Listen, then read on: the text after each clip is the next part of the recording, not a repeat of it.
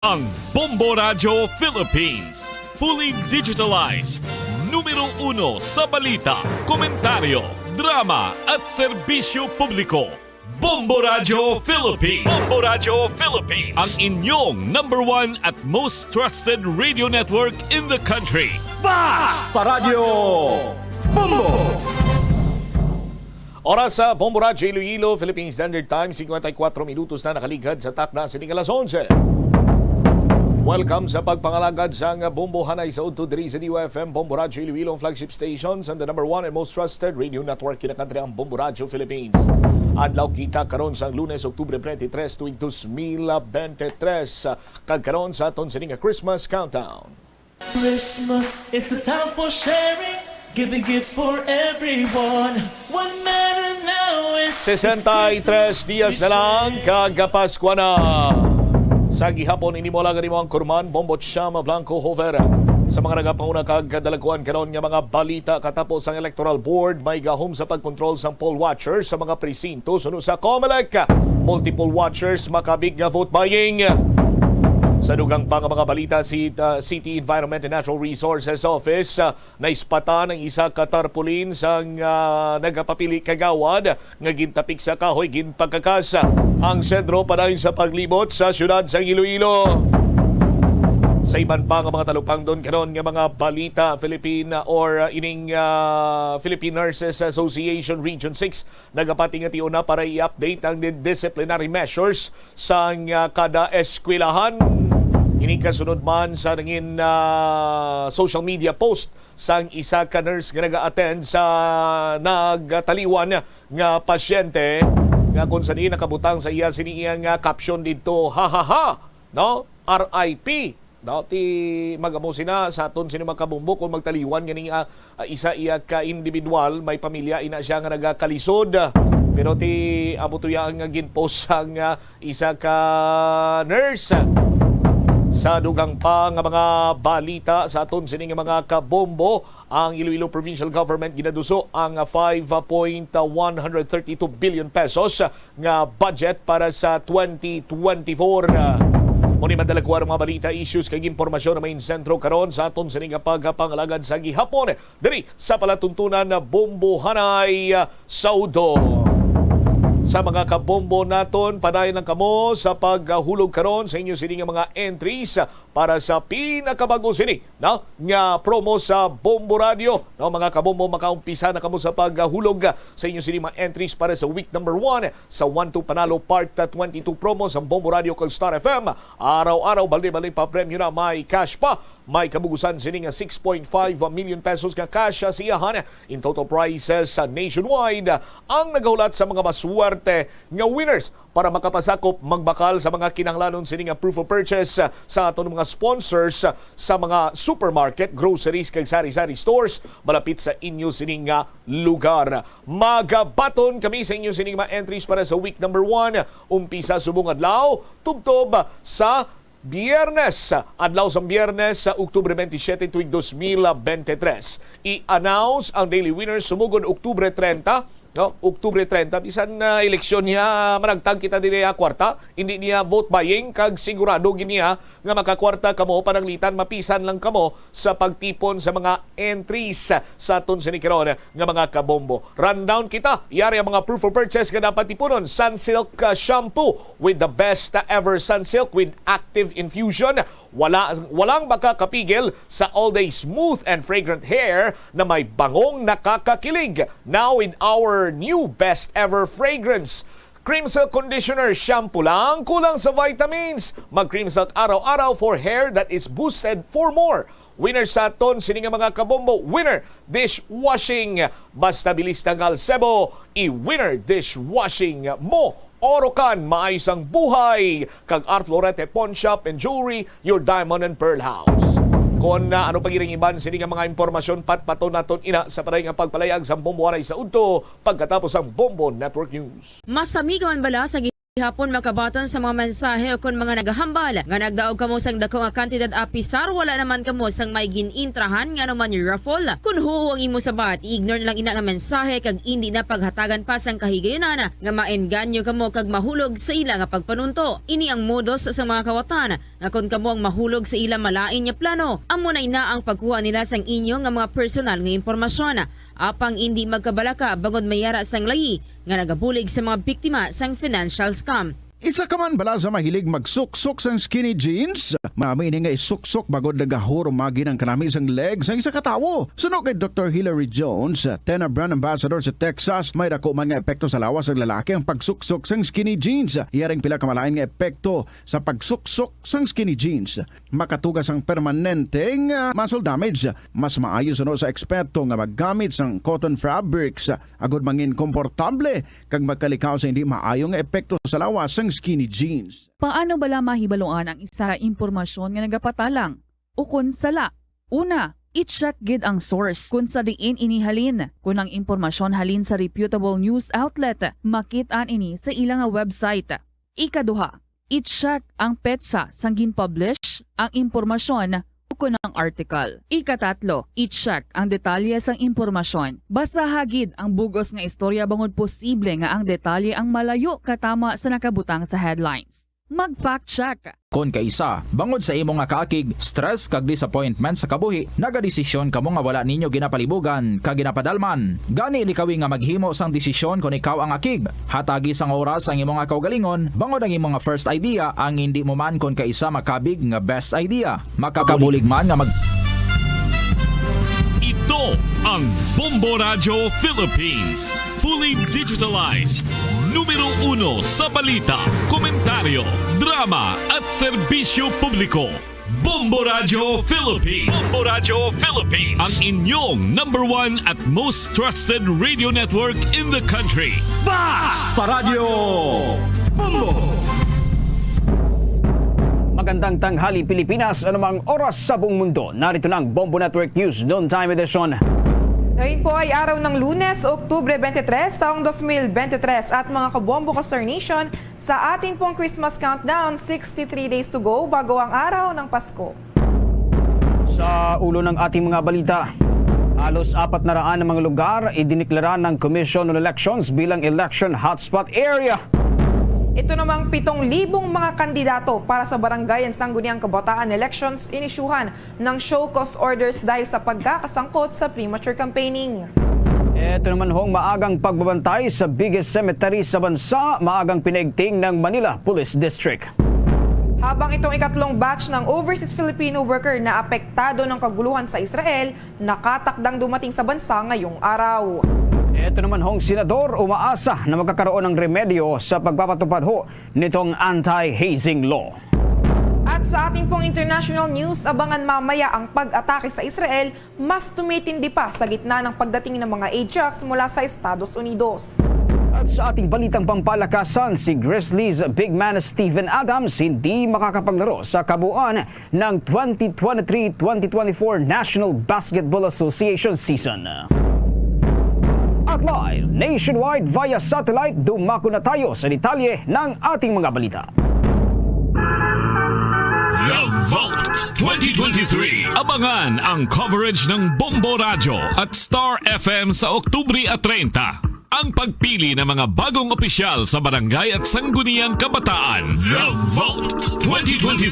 Ito ay isang serbisyo publiko mula sa inyong number 1 and most trusted radio network in the country. Bombo Radio Philippines at ng Bombo Radio Philippines Foundation Incorporated. Sa Radyo Bombo! Mahigit sa 100 lugar sa buong bansa ang idiniklara bilang hotspot isang linggo ang layo mula sa Oktubre 30 o itong Barangay at Sangguniang Kabataan Elections. Inilabas ng Commission on Elections ang isang listahan na nagsasaad ng kabuang 361 na lugar na sa ilalim ho ng red category. Ang mga lugar ay classified as red kung may mga pangyayari ng pinaghihinalaang mga insidente na may kaugnayan ho sa halalan, mga banta sa seguridad na dulot ng mga teroristang grupo o o partisan armed group na pinagtatrabahuhan ng mga kandidato o kung ang ilang lugar ay diniklara sa ilalim ho ng Commission on Elections Control. Batay ho sa datos ng Commission on Elections, aabot sa 119 na barangay ang nagdagdag sa 242 barangay na dating nakalista sa ilalim ho ng naturang kategorya. Tanging ang Negros Oriental lamang ang nasa ilalim ho ng COMELEC control dahil ho sa security-related concerns at ang pagpaslanga kay dating Governor Roel Digamo noong March 4 ng kasalukuyang taon. Una na rito, sinabi ni Committee on Ban on Firearms and Security Concerns Head Commissioner Aimee Ferolino na habang papalapit nga itong halalan, inaasahan ang pagtaas ng mga bilang na nasa kategorya o nasa ilalim ho ng red category. May pa rin sa nalalapit na lokal na halalan, maaaring ilabas ng Commission on Elections ang kanilang desisyon sa disqualification cases na kinakaharap ng mga kandidato para sa Barangay and Sangguniang Kabataan Elections ngayong linggo o bago ang mismong araw ng eleksyon sa darating na Oktubre 30. 200 ang naturang kandidato sa lokal na halalan ang nahaharap sa disqualification cases habang 10 naman ang nasampahan na ng kasong diskwalifikasyon dahil naman sa umano'y vote buying.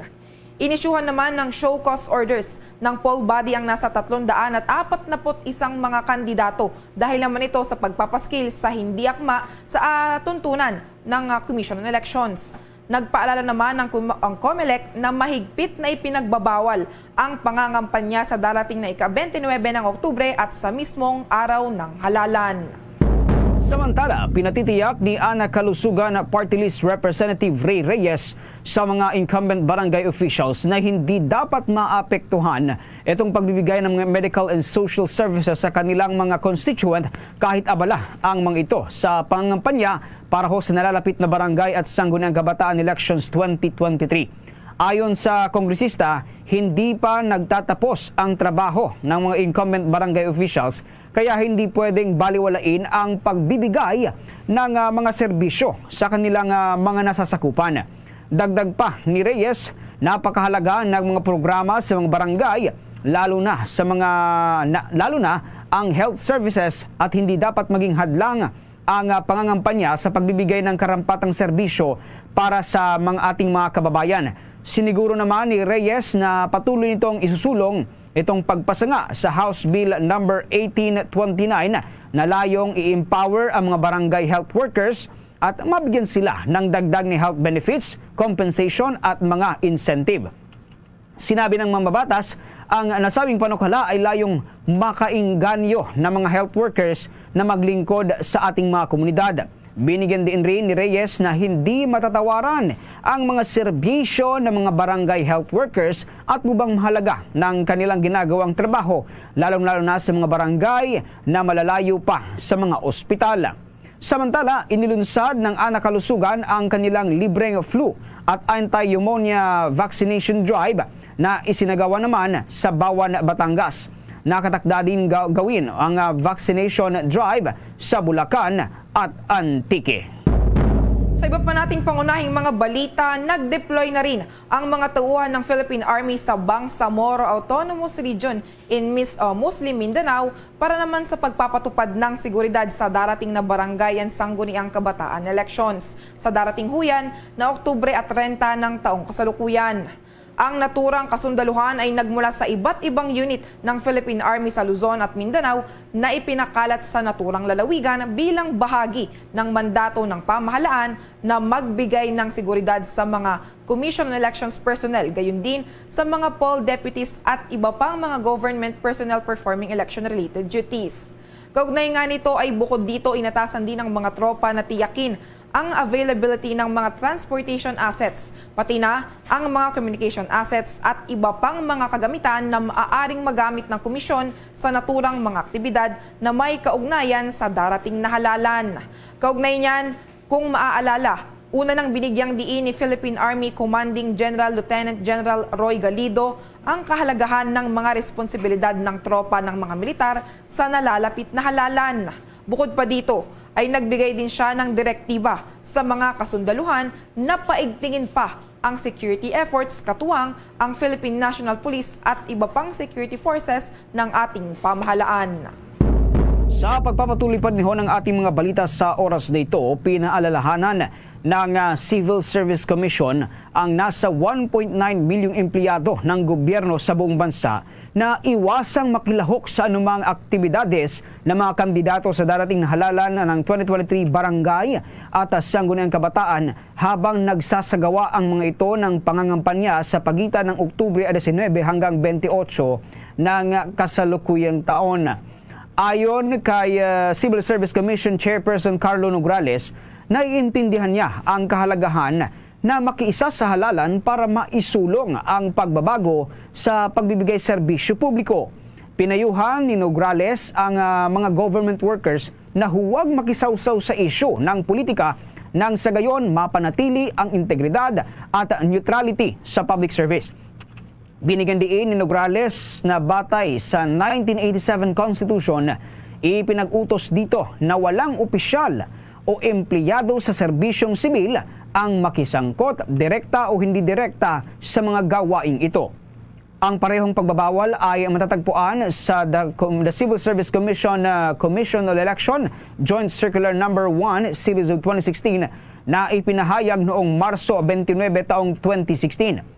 Sa klaw ng nasabing kautusan, ang mga miyembro ng serbisyong sibil, permanente man o pansamantala, kontraktual o kaswal na nagtatrabaho sa lahat ng sangay, subdibisyon, instrumentalidad at ahensya ng gobyerno ng Pilipinas, mga career officer na may hawak na mga political offices, mapa-acting man o officer in charge at naka-uniforme at miyembro ng Armed Forces of the Philippines at ng Philippine National Police. Saklaw din ang mga empleyadong nasa leave of absence. Gayunpaman, ang mga lingkod na sibil ay pinahihintulutan ng bumoto, ipahayag ang kanilang mga pananaw sa kasalukuyang mga problema o issue sa politika. Tungkol naman sa paggamit ng social media, ang mga manggagawa ng gobyerno ay maaaring mag-repost, magbahagi, mag-like, magkomento o mag-follow sa mga account ng isang kandidato o partido hanggat hindi sila tahasang humihingi ng suporta para o laban sa isang kandidato o partido sa panahon ng kampanya. Ang mga empleyado ng gobyerno na mapapatunayang nagkasala ng direkta o hindi direktang pakikibahagi sa mga partisan political na aktibidad ay papatawan ng multang 1 buwan at 1 araw hanggang 6 na buwang suspensyon para sa unang pagkakasala at pagkakatanggal naman sa serbisyo para sa ikalawang pagkakasala ayon yan sa 2017 Rules on Administrative Cases in the Civil Service. Dumako pa tayo sa iba pa nating mga balita. Itong pagbabalangkas ng polisiya sa paggamit ng artificial intelligence sa pangangampanya sa halalan, kinakailangang mapag-aralang mabuti ayon yan sa Commission on Elections. Alamin natin ang buong detalye na yan sa pag-uulat ni Bombo JC Galvez. Kinakailangang mapag-aralang mabuti ang pagbabalangkas ng pulisiya sa paggamit ng artificial intelligence sa pangangampanya sa halalan. Itong binigyan diin ni Commission on Elections Chairman George Erwin Garcia sa eksklusibong panayam ng Bombo Radio. Kung matatandaan, nagpahayag ng pagkabahala si Senator Francis Tolentino sa paggamit ng artificial intelligence bilang application na kayang palitan ang facial features o mukha ng kandidato na anyay paglabag sa principle of truthfulness. Nagpayag naman dito ng suporta si COMELEC Chairman Garcia at anya dapat lamang na makatotohanan ng kampanya at kung ano ang itsura ng mga kumakandidato. Narito pakinggan natin ang bahagi na pahayag ni Commission on Elections Chairman George Erwin Garcia. Napakahirap naman, that's misrepresentation kung hindi naman pala ikaw. Kung halimbawa ba naman ako tumatakbo, tapos ang nilagay ko mukha ng isang sikat na artista, mukha naman hindi makatotohanan talaga yan. So, ang sa atin lang, dapat lang, pagka ganitong eleksyon, dapat kung ano yung totoo yun ang ating sa publiko. Dahil dito, hinimok ni Tolentino ang Commission on Elections na pag-aralang bumuo ng mga polisiya sa AI application. Ngunit ang tugon ni Garcia, narito pakinggan natin ang bahagi ng kanyang pahayag. Actually, kinakailangan mapag-aralan mabuti dahil ang tanong dyan ay pwede bang ang COMELEC lamang ang gumawa ng guidelines o dapat isang batas iyan dahil siyempre mahirap dahil baka maya-maya mag-infringe tayo sa tinatawag na freedom of expression at alam naman natin kapag freedom of expression na ang pinag-uusapan, karapatan yan na nasa saligang batas. Ating napakinggan ang bahagi ng pahayag ni Commission on Elections Chairman George Erwin Garcia. Ay naman kay COMELEC Commissioner Ray Bulay, maaaring ang mga polisiya ay mabuo at maipatupad para sa 2025 midterm election. Dagdag pa ni Commissioner Bulay, ng AI manipulations ay posibleng maging criminal misrepresentation kapag nilabag at maaaring magdulot ng pagbasura sa Certificate of Candidacy. Sa ngayon, ayon kay Chairman Garcia, wala pa namang kaso sa mga tumatakbo ng mga kandidato ang gumamit ng artificial intelligence.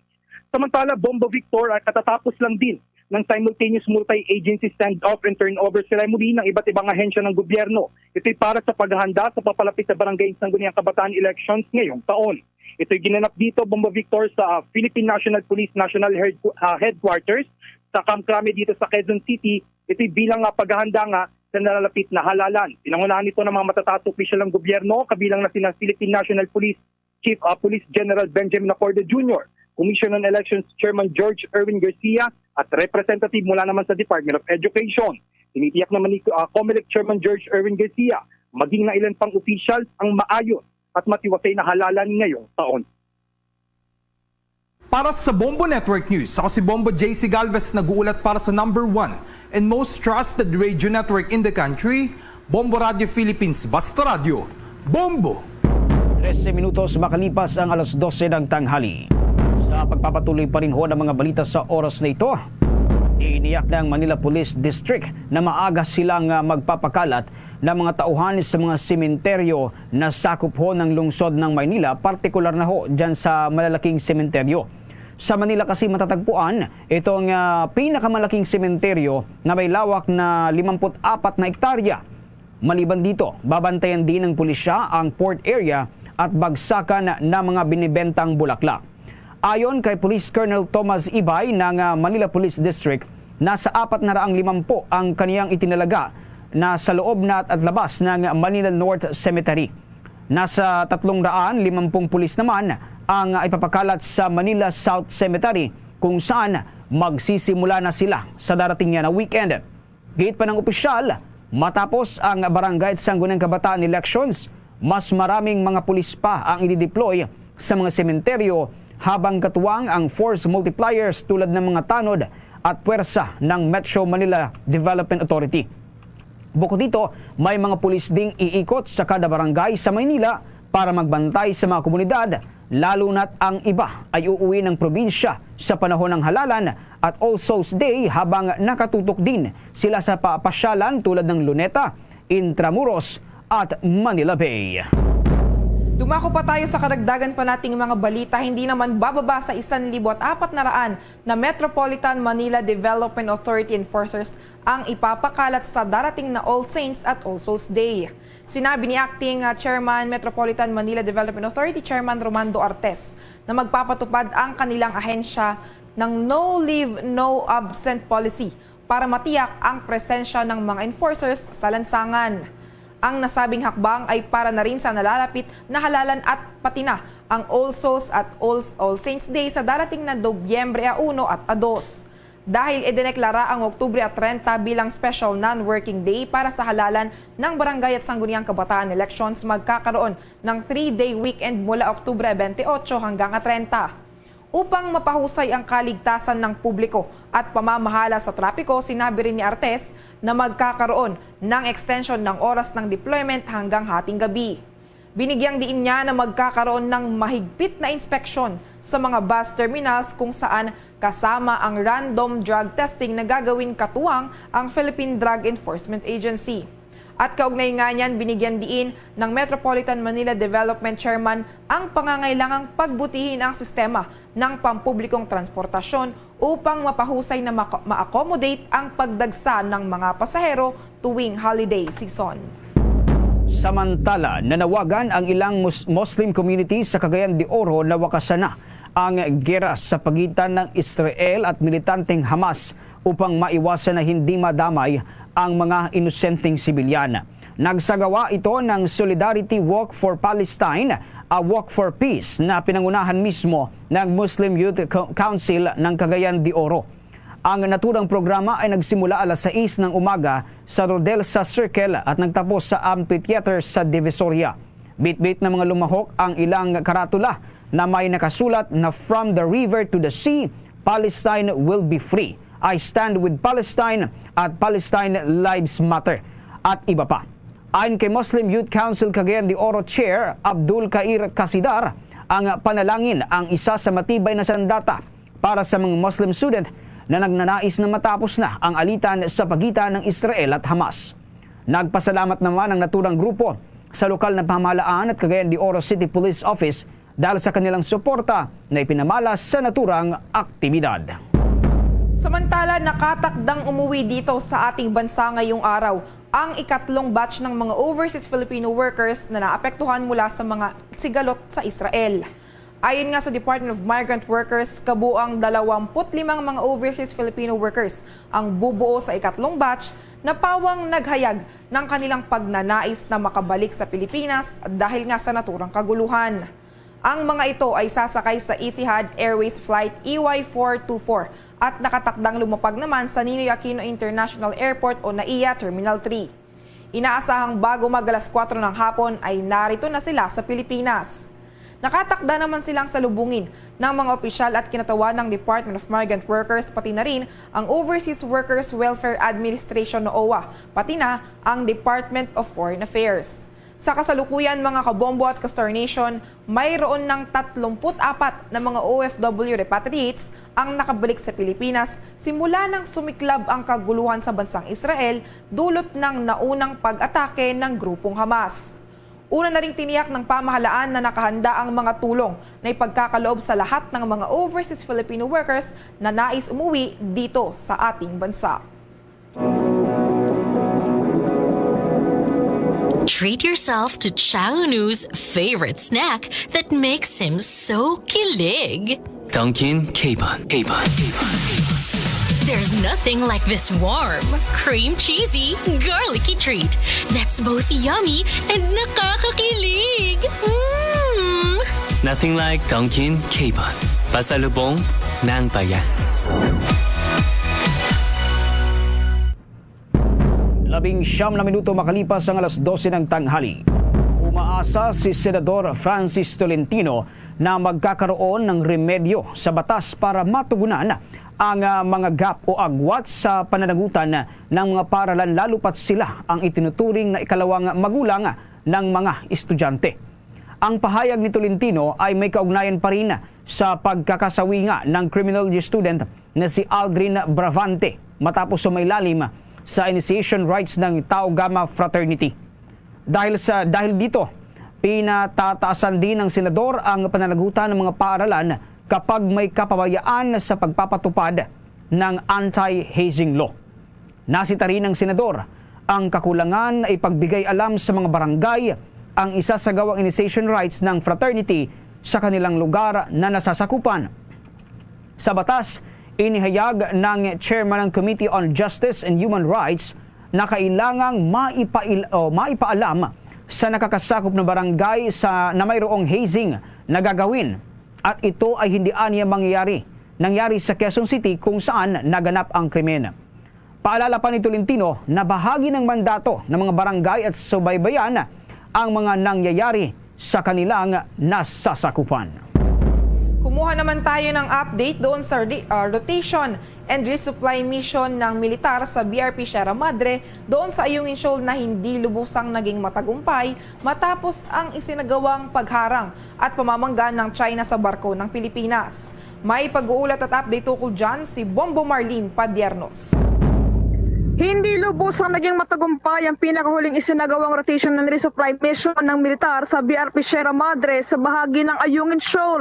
Ito ay may kaugnayan pa rin sa pinakahuling insidente sa naturang lugar kung saan hinarangan at bilangga ng mga barko ng China ang supply vessel ng Pilipinas. Ayon kay Philippine Coast Guard spokesperson for the West Philippine Sea Commodore J. Tariela, tanging ang supply vessel na Unaiza May 1 lamang ang nakalusot sa mga mapanganib na pagmamaniobra ng China Coast Guard at Chinese Maritime Militia vessel noong mga panahon na yon. Habang hindi naman nagawa pang maihatid ng Unaiza May 2 ang ibang mga supply dahil hindi na sila tinantanan pa ng China matapos banggain ng dalawang Chinese Maritime Militia vessels at mga barko ng China Coast Guard. Gita Tariela, talaga naging malubhang mapanganib ang naging aksyon na ito ng ng China para sa kaligtasan ng mga tauhan ng Philippine Coast Guard and Armed Forces of the Philippines dahil posible itong mag-meet siya ng kanilang buhay. Kaugnay niya narito pang bahagi ng pahayag ni Philippine Coast Guard spokesperson for the West Philippine Sea, Commodore J. Tariela. This kind of collision is very dangerous because it affects the seaworthiness of the Philippine Coast Guard vessel. It is also worth noting that the distance of Ayungin Shoal to the nearest port, particularly Buliluyan, is around 160 nautical miles. For us to be able to reach to the nearest port to save our Coast Guard crew and also for the crew of the indigenous boat, that's how dangerous it is. So it is important to mention this, that those kind of collision caused by a dangerous maneuver jeopardize the safety and the lives of our Coast Guard sailors and the crew of the indigenous boat. Kung maalala, una nang nanindigan ng pamahalaan, partikular na ang National Security Council na magpapatuloy pa rin ang isinasagawa nitong rotation na resupply mission para sa mga tropa ng militar na nakabasa sa BRP Sierra Madre sa Ayungin Shoal. Matatandaan din noon na lang iniulat ng Philippine Coast Guard na binangga ng Chinese Coast Guard vessel ang Onaiza May 2 habang nagsagawa naman ng panganib na blocking maneuvers ang Chinese Maritime Militia vessel sa barko ng Philippine Coast Guard upang pigilan nga itong isagawa ang kanilang misyon. Para sa Bombo Network News, ako po si Bombo Marlene Padiernos, nag-uulat para sa number 1 and most trusted radio network in the country, Bombo Radio Philippines, Basta Radio. Bombo! Sa iba pang mga balita, nasa gitna ng Philippine Coast Guard ang isa sa 2 tripulanteng biktima ng nasunog na motor tanker sa bahagi ng Batangas City. Sa update ho ng Philippine Coast Guard, kinilala ang nakaligtas na si John Michael Alamansa, 26 anyos, at residente ng Barangay Kumintang, Ilaya sa lungsod ng Batangas na nakita ng mga otoridad na palutang-lutang dyan ho sa katubigang sakop ng naturang lugar. Agad na dinala ng mga tauhan ng Philippine Coast Guard Substation Batangas City ang naturang survivor sa pagamutan kung saan agad itong dinala sa operating room para sa kaukulang medication matapos na mapag-alamang nagtamo ito ng 30% hanggang 40% na degree burn. Samantala bukod dito, iniulat din ng Coast Guard na mayroon din itong na-recover na isa pang bangkay mula sa naturang insidente. Agad itong itinurn over ng mga kinauukulan sa Philippine National Police Scene of the Crime Operations para sa kaukulang investigasyon at pagkatapos ay dinala ito sa Sol Memorial Homes, Batangas sa Barangay Natanawan Road, Batangas City para sa proper disposition. Kung maalala, una nang iniulat ng Philippine Coast Guard na bukod dito ay mayroon pang 2 naiulat na namatay sa naturang insidente. At batay sa inisyal na ulat, bandang alas 9 ng umaga noong Oktubre 22 taong 2023, napaulat na nasunog ang motor tanker Seahorse sa bahagi ng Alpha Anchorage area dyan ho sa Batangas, habang dakong alas 11 ng umaga naman ito idineklarang fire out. Sa ngayon, patuloy ang pakikipag-ugnayan ng Marine Environmental Protection Group Batangas sa mga kinauukulan para ho sa paglalagay ng oil spill boom bilang paghahanda sa posibilidad ng oil spill mula sa naturang motor tanker. Sa iba pang balita, inihayag ng Land Transportation Office na plano nilang gawing fully digitalized ang aplikasyon sa pagkuha ng mga student permit, driver license at renewal nito. Sa isang pahayag, sinabi ni Land Transportation Office Chief Assistant Secretary Vigor Mendoza II na doble effort ang kanilang ginagawa ng kanilang ahensya upang matugunan ang panawagan ni Pangulong Ferdinand Bongbong Marcos Jr. Paliwanag pa ng opisyal, mababawasan na ang mga fixers ng ahensya dahil kaunti na lamang ang face-to-face transaction ng ahensya. Gate ni Mendoza, ang teknolohiya ay talagang epektibo upang mapuksa ang korupsyon sa lahat ng mga transaksyon sa kanilang mga tanggapan at mga satellite offices. Pinagpapabuti rin at pinalalakas na rin ngayon ng Land Transportation Office ang kanilang information dissemination.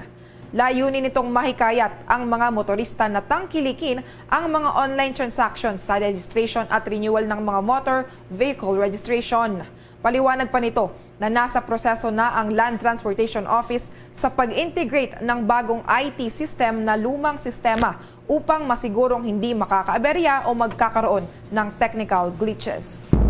Samantala, hinarang ng korte ang procurement ng mga plastic cards driver's licenses sa pamamagitan ng pagpapalabas nito ng preliminary injunction dahilan upang ipagpatuloy muli ng Land Transportation Office ang pagre-release ng pansamantalang paper driver's licenses sa bansa.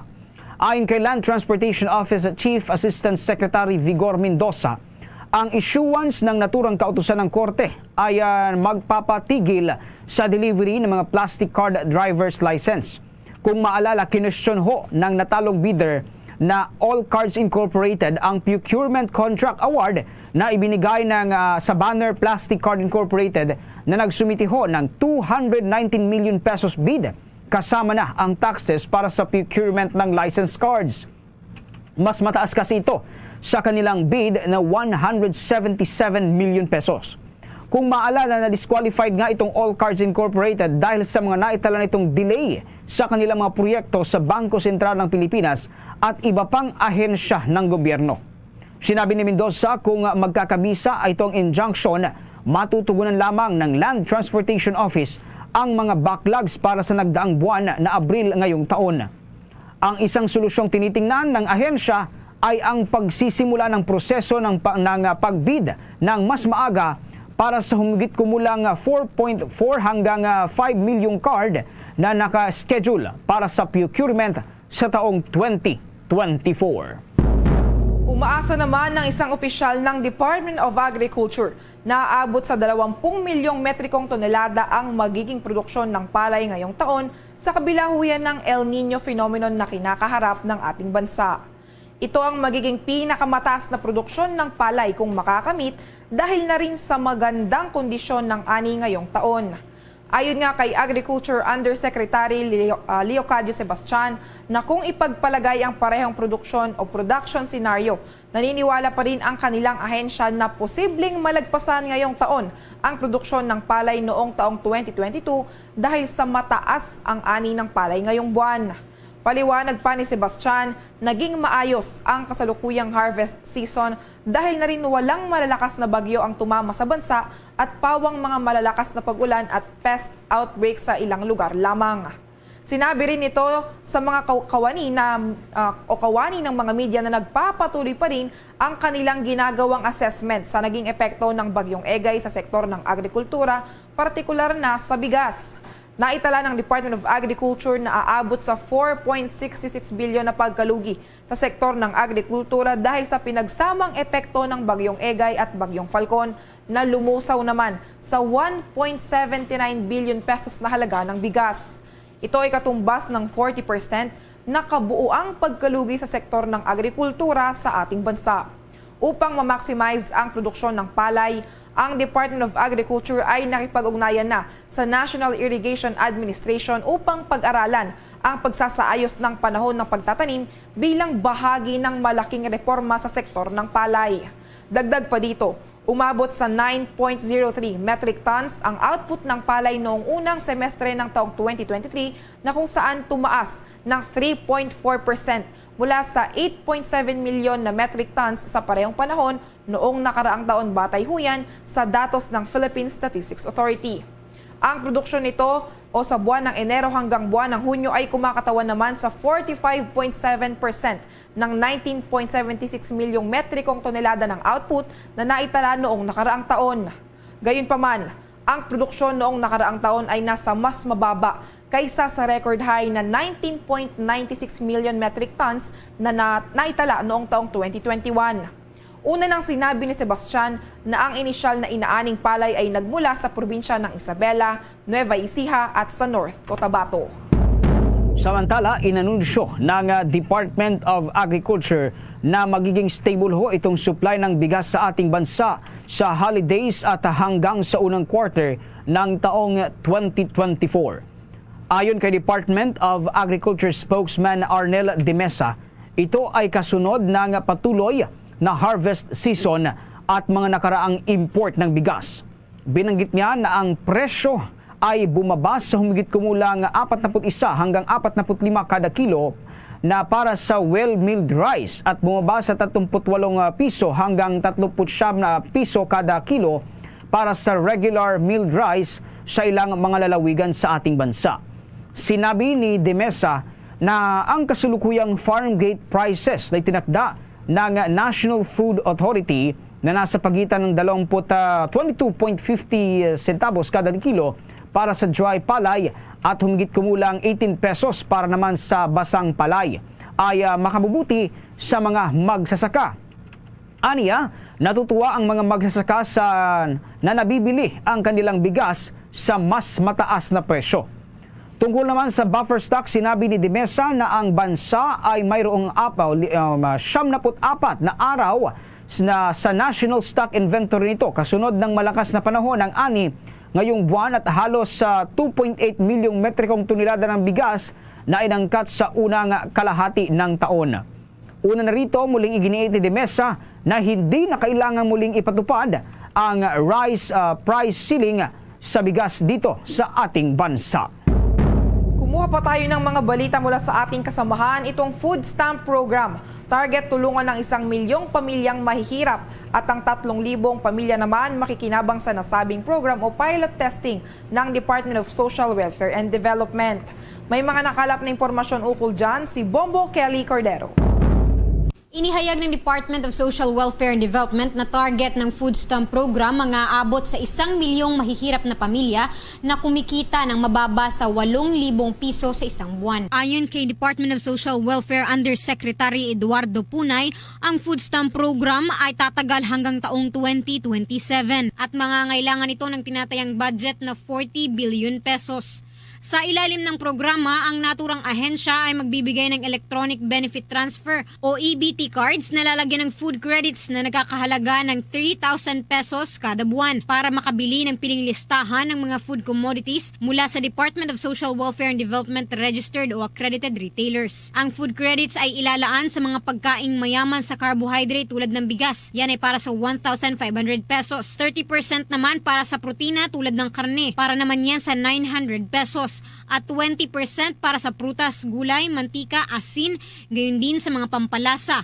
Yan naman ay para sa 600 pesos. Sinabi ni Punay na unti-unti nilang itataas ang bilang ng mga benepisyaryo mula sa 300,000 sa unang taon, sa isa pang 300,000 naman sa ikalawang taon, at 400,000 sa ikatlo para sa kabuuang 1 milyong food poor household beneficiaries. The government has limited resources po. No? Hindi, ito po ay supplementary and complementary meal lang. Isang meal per day lang po yung sinasagot namin sa DSWD dito sa program na ito dahil hindi po namin kayang sagutin naman yung 3 meals in a day and we don't do that kasi that would meron po tayong anti-mendicancy. Samantala, aabot naman sa 3,000 pamilya mula sa iba't ibang lugar ang makikinabang sa food stamp pilot program. Ang naturang bilang ng pamilya ay magmumula sa Tondo, Maynila, Siargao, Isabela, Camarines Sur at Maguindanao. Mula sa pilot na implementasyon ng food stamp program na nagtatarget ng paunang 3,000 pamilya ngayong taon, ito ay aabot sa 300,000 kabahayan pagsapit yan ng Hulyo taong 2024. Para sa Bombo Network News, Bombo Kelly Cordero nag-uulat para sa #1 and most trusted radio network in the country, Bombo Radio Philippines. Basta Radio, Bombo! 24 na minuto bago mag-alauna ng hapon. The time check was brought to you by Dunkin, pasalubong ng bayan. Sa pagpapatuloy pa rin ho ng ating mga balita, nakadakdang ilunsad ng National Irrigation Administration ang isang proyektong inaasahang makapagpapatatag palalo sa supply ng pagkain sa ating bansa. Ito ay ang Climate Smart Rice Project na nakatakdang ilunsad sa Upper Pampanga River Integrated Irrigation System sa Nueva Ecija. Sa ilalim ng bagong proyektong, isusulong ang paggamit sa alternative wetting and drying technology sa mga irrigated areas sa mga lugar sa Ecija at Pampanga, dalawa sa mga pangunahing rice-producing province sa Pilipinas. Paliwanag ng ahensya, itong ni Acting Administrator Eddie Golyen, makakamit ito sa pamamagitan ng pagtaas ng water productivity sa mga national irrigation system sa ating bansa habang binabawasan ng carbon emission sa irrigated rice cultivation. Ang pondo na gagamitin sa ilalim nito ay mula sa isang partnered agency ng National Irrigation Administration habang ang mga teknolohiya na gagamitin kasama na ang iba pang mga agri-inputs ay manggagaling sa mga eksperto ng ehensya at mga partner farmers. Ayon kay Administrator Gulyen, nais nitong mabuo ang vision na gawing climate smart at climate change resilient ang Pilipinas, kasabay ng pagnanais itong mapataas palalo ang bulto ng bigas na inaani sa ating bansa. Sa iba pa nating balita, nagkaroon ng pakikipag-usap si Senator Christopher Bongo sa Filipino community doon sa United Kingdom matapos ang kanyang pagdalo sa imbitasyon ng British Group Inter-Parliament Union kasama sina Senate President Juan Miguel Zubiri at Senadora Grace Poe. May kabuang 40,000 na mga Filipino nurses ang nagtatrabaho kasi sa United Kingdom. Nauna nang dumalo si Go sa official visit sa imbitasyon ng British Inter-Parliament Union kung saan binigyang diin ng senador ang mga alalahanin ng mga Filipino nurses sa benepisyo, proteksyon at kanilang mga sahod. Sa kanyang pakikipag-usap sa mga Filipino nurses, ibinida ng mambabatas ang matagumpay na mga batas na nagawa ng Senado para sa kapakanan ng mga overseas Filipino workers tulad ng pagbuo ng Department of Migrant Workers na siyang tututok lamang para sa kapakanan ng mga OFWs, pati na rin ang pagkakaroon ng OFW hospitals, gayon din ang Malasakit Center upang mas mapadali ang paghingi ng tulong sa iba't ibang tanggapan ng pamahalaan. Ayon nga kay Go, naghain siya ng Senate Bill 2414 na pagtatag ng Overseas Filipino Worker Wards sa lahat ng mga pampublikong ospital na pinangangasiwaan naman ng Department of Health.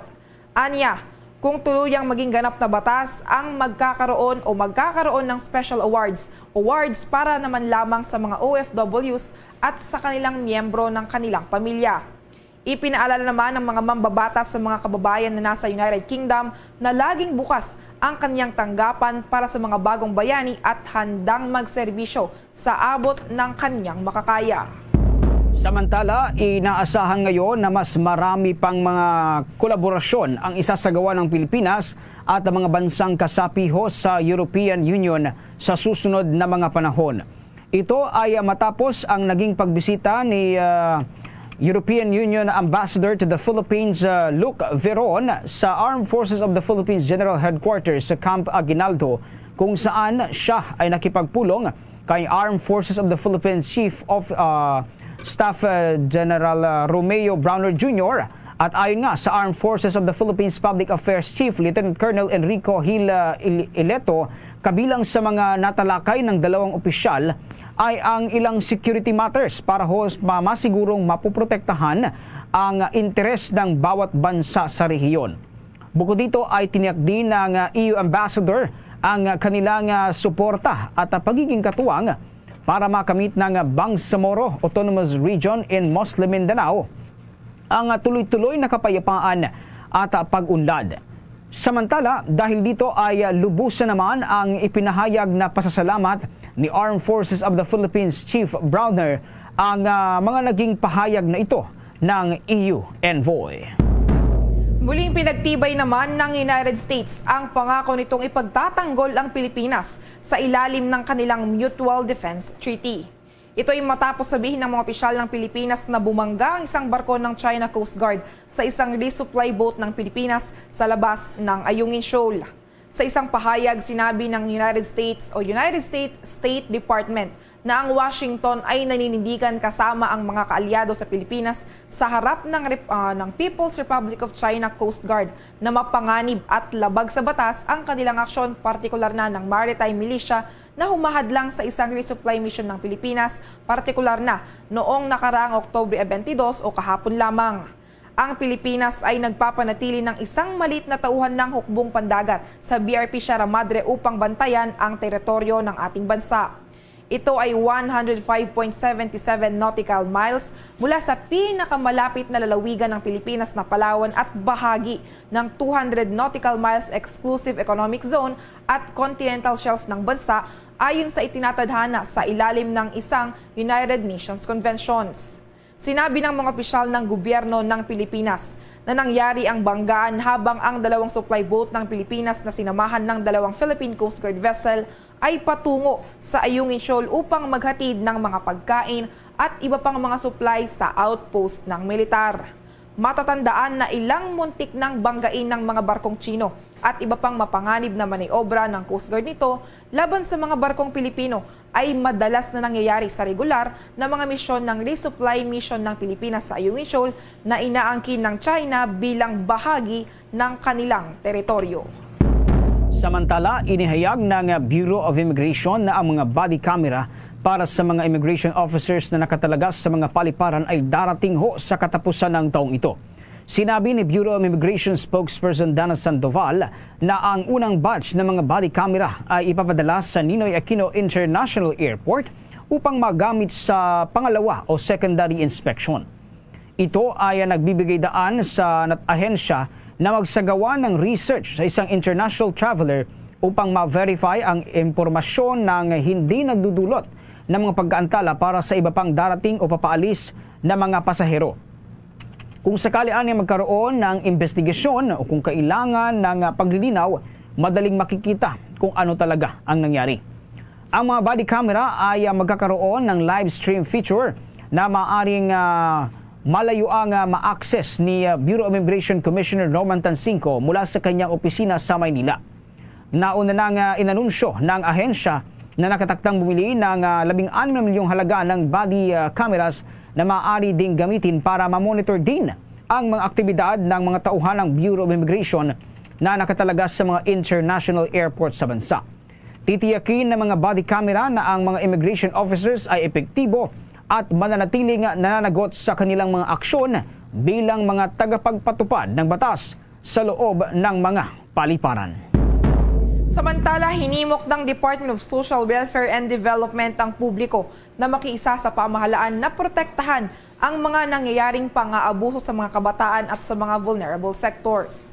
Ito'y kasunod na rin ang paglulunsad ng Council for the Welfare of Children o CWC sa Makabata Helpline 1383. Sa pamamagitan ng naturang helpline o hotline, umaasa ang Council for the Welfare of Children na matutugunan ang mga tawag o mga sumbong ng mga nakakaranas ng pang-aabuso at pananamantala.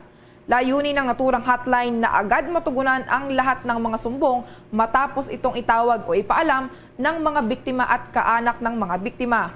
Ang Council for Children Welfare of Children ay isang attached agency ng naturang departamento na siyang tumututok sa kapakanan ng kabataang naaabuso. Sa paglulunsad ng naturang hotline, umaasa ang ahensya na mabibigyan ng lakas ang mga biktima na agad isumbong ang anumang nararanasang pang-aabuso sa kanila at hindi nabubuhay sa ilalim ng kanilang mga takot. Samantala, tiniyak ng Department of Trade and Industry ang pagsuporta nito sa micro, small and medium enterprises na nakafocus sa produksyon ng mga halal products. Ayon sa Department of Trade and Industry, sinasapinal na ang pag-streamline sa proseso ng halal certification upang lalo pang mapabilis ang pag-apply dito ng mga micro, small, medium enterprises. Ayon kay Alem Siddiqui Gipal, Program Manager ng Halal Industry Development, ang pagkakaroon ng mas mabilis na halal certification ay tiyak na makakahikayat pa lalo sa mga negosyante na kumuha o mag-apply nito daan upang maparami ang micro, small, medium enterprises sa nasabing industriya. Pinigyandiin din ng opisyal ang kahalagahan ng halal certification na siyang nagbibigay kumpiyansa sa mga nananampalataya sa relihiyong Islam upang tangkilikin ang mga produkto. Sa kasalukuyan, batay sa datos ng ahensya, mayroon ng mahigit 1,800 na mga produkto ang mayroong halal certification na sa iba't ibang bahagi ng ating bansa. Habang ang mga consumer na bahagi ng pananampalatayang Islam ay tinatayang mula sa 10 hanggang 12 milyong Filipinos. Una nang sinabi ng Department of Trade and Industry na nais itong maabot ang hanggang sa 230 billion pesos na industriya ng halal pagsapit ng taong 2028. Sa karagdagan pa nating mga balita mula sa ating kasamahan, itong panibagong pagtaas ng presyo ng produktong petrolyo sasalubong sa mga motorista bukas. Ilang mga tricycle driver naman umaaray sa dagdag na presyo ng gasolina. At sa iba pang balita, presyo naman ng asukal inaasahang bababa sa mga susunod na buwan. Alamin natin ang buong detalye ng ulat na yan sa pag-uulat ni Bombo Tropio Anwada Jr.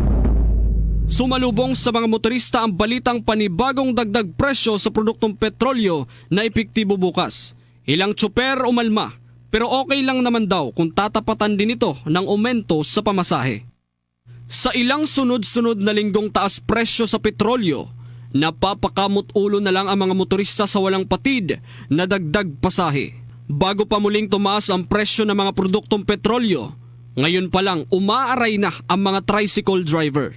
1 peso at 20 centavos hanggang 1 peso at 50 centavos ang imamahal ng kada litro ng diesel. 90 centavos naman hanggang 1 peso at 10 centavos ang idadagdag sa gasolina. Ang kerosene 20 centavos hanggang 1 peso at 40 centavos ang itataas. Isa na dyan sina Ronnie Losale at Raimundo Perez na umalma dahil kakarampot na nga lang ang kanilang maiuwi sa pamilya. Maglalaan pa para sa boundary at ngayon magdadagdag pa. Kaunti lang kita namin, tuloy-tuloy pa rin po. Medyo mahina po, kulang yung pasahero po. 48 lang ang minimum namin, tapos ang mahal-mahal yung gas. Hindi, hulog boundary. Titiisin, wala naman kaming ibang nalalaman trabaho eh. Presidente natin, ewan ko kung bigyan ba tayo ng babaan ba niya yung gas o hindi. Paliwanag ng Department of Energy, ang pangunahing dahilan ng pagtaas ay ang malaking bawas sa inventaryo ng langis ng Estados Unidos at ang pangamba na pwedeng lumala ang gyera ng Israel at ang grupong Hamas. Nakapekto rin nila ang apila ng Iran na oil embargo at iba pang sanksyon sa Israel. Ayon sa mga industry players, isa rin sa nagpataas ng presyo ng langis ay ang espekulasyon na pwedeng lumala at kumalat ang kaguluhan sa ibang parte ng Middle East na pwedeng makaapekto sa kabuang supply at pagbiyahe ng langis sa iba't ibang mundo. Geopolitical conflict sa Israel at Palestine. So, syempre, magno-normalize. So, tataas na naman yung demand. Expect natin. Maganda naman yung magiging resulta, di ba? Pero yun nga, sa pagtaas ng demand, tataas ang presyo. Samantala sa ibang balita, inaasahan namang may pagbaba sa presyo ng asukal sa susunod na buwan. Bababa kasi ang millgate price ng asukal sa pagsisimula ng crop year nitong Setyembre ayon sa Philippine Sugar Millers Association. Rate po kasi natin compared to the same time last year, bumaba po tayo ng almost 10 pesos siguro or lampas pa ng 10 pesos per kilo sa brown sugar po, sir. So sa ngayon po na-notice natin in the last 3 weeks of monitoring, bumababa na po yung retail price ng brown sugar. Para sa Bombo Network News, Bombo Tropio Anuada nag-ulat para sa number 1 and most trusted radio network in the country. Bombo Radio Philippines, Basta Radio, Bombo! Kumuha naman tayo ng mga balita sa ating mga probinsya. Itong Philippine Institute of Volcanology and Seismology nagpalabas na ng advisory sa lalong tumataas na aktibidad ng bulkang Bulusan. Posibilidad ng psychiatric eruption binabantayan. Ang detalye niyan ay tinutukan ng Bombo Radio Legazpi. Nagpalabas ng advisory ang Philippine Institute of Volcanology and Seismology sa lalong tumataas na aktibidad ng Bulkan Bulusan sa Sorsogon na kasalukuyang nasa Alert Level 0. Sa panayam na Bombo Radio Legazpi kay Mariton Bornas, ang Volcano Monitoring and Eruption Prediction Division Chief ng Philippine Institute of Volcanology and Seismology, sa nakalipas na linggo, mula noong Oktubre 14, umaabot na sa 87 mga volcanic earthquakes ang naitatala sa paligid ng bulkan. Nakakapagtala rin ng degassing o ang pagsingaw ng gas mula sa bungangan nito, habang patuloy pa rin ang pamamaga sa timog na bahagi ng Bulkan Bulusan. Indikasyon umano ito na tumataas pa ang aktibidad ng bulkan at may posibilidad na magkaroon ng phreatic eruption. Mahigpit ang payo ng ehensya sa mga lokal na gobyerno na pagbawalan pagpasok ng mga residente, habang bawal rin ang pagdaan ng mga eroplano malapit sa bungangan nito. Iwasan ang pagpasok sa 4 na kilometro. Ito po ay 4 kilometer permanent danger zone ng bulkan. Dahil ang chance o ang pagkakataon po na magkaroon po tayo ng steam-driven or phreatic eruption ay napakataas po sa ngayon. Ang bagay na naging pahayag ni Mariton Bornas, ang Volcano Monitoring and Eruption Prediction Division Chief ng Philippine Institute of Volcanology and Seismology. Yan ang ulat mula rito sa Bombo Radio Legazpi para sa Bombo Network News. Bombo Romeo Bilardo Jr. para sa number 1 and most trusted radio network in the country, Bombo Radio Philippines, Basta Radio, Bombo! Ito namang Kapitolyo sa Cebu, balak na isakatuparan ang pangako ni Pangulong Marcos na 20 pesos kada kilo ng bigas. Habang si Governor Gwen Garcia naman nanawagan sa Central Office ng National Food Authority na magpadala ng sapat na supply ng bigas sa nasabing rehiyon. Ang balitang yan hatid ng Star FM Cebu. Nanawagan ngayon si Cebu Governor Gwendolyn Garcia sa head office ng National Food Authority na suportahan ang Central Visayas sa pamamagitan ng pagsupply ng sapat na bigas para ibenta sa mga mahihirap. Umaasa si Garcia ng pagsuporta dahil ito ang paraan ng pamahalaang panlalawigan ng Cebu na matugunan ang kahirapan. Ibibenta ang bigas sa mga mas nangangailangan sa halagang 20 pesos kada kilo o mas mura sa napagkasunduang inisyal na presyo. Alinsunod pa umano ito sa ipinangako ng Pangulong Ferdinand Marcos Jr. na pagbebenta ng bigas sa murang halaga. Kaugnay nito, nakatakdang makipagpulong si Garcia ngayong darating na Oktubre 25 sa mga alkalde ng lalawigan upang suriin ang tiyak na listahan ng mga lugar kung saan magkakaroon ng mas murang bigas mula sa National Food Authority. Sinabi ng gobernador na gagastos ang gobyerno ng 100 million pesos para makabili ng bigas mula sa National Food Authority para makabenepisyo ang poorest of the poor. Dagdag pa ng opisyal na bagamat may mga commercial rice na mabibili sa mababang presyo, magkakaroon pa rin ng limitasyon na 10 kilo bawat pamilya kada linggo para ipamahagi sa mga nangangailangan. I call on the head of the NFA to please support Region 7 NFA. NFA Region 7 really needs full support.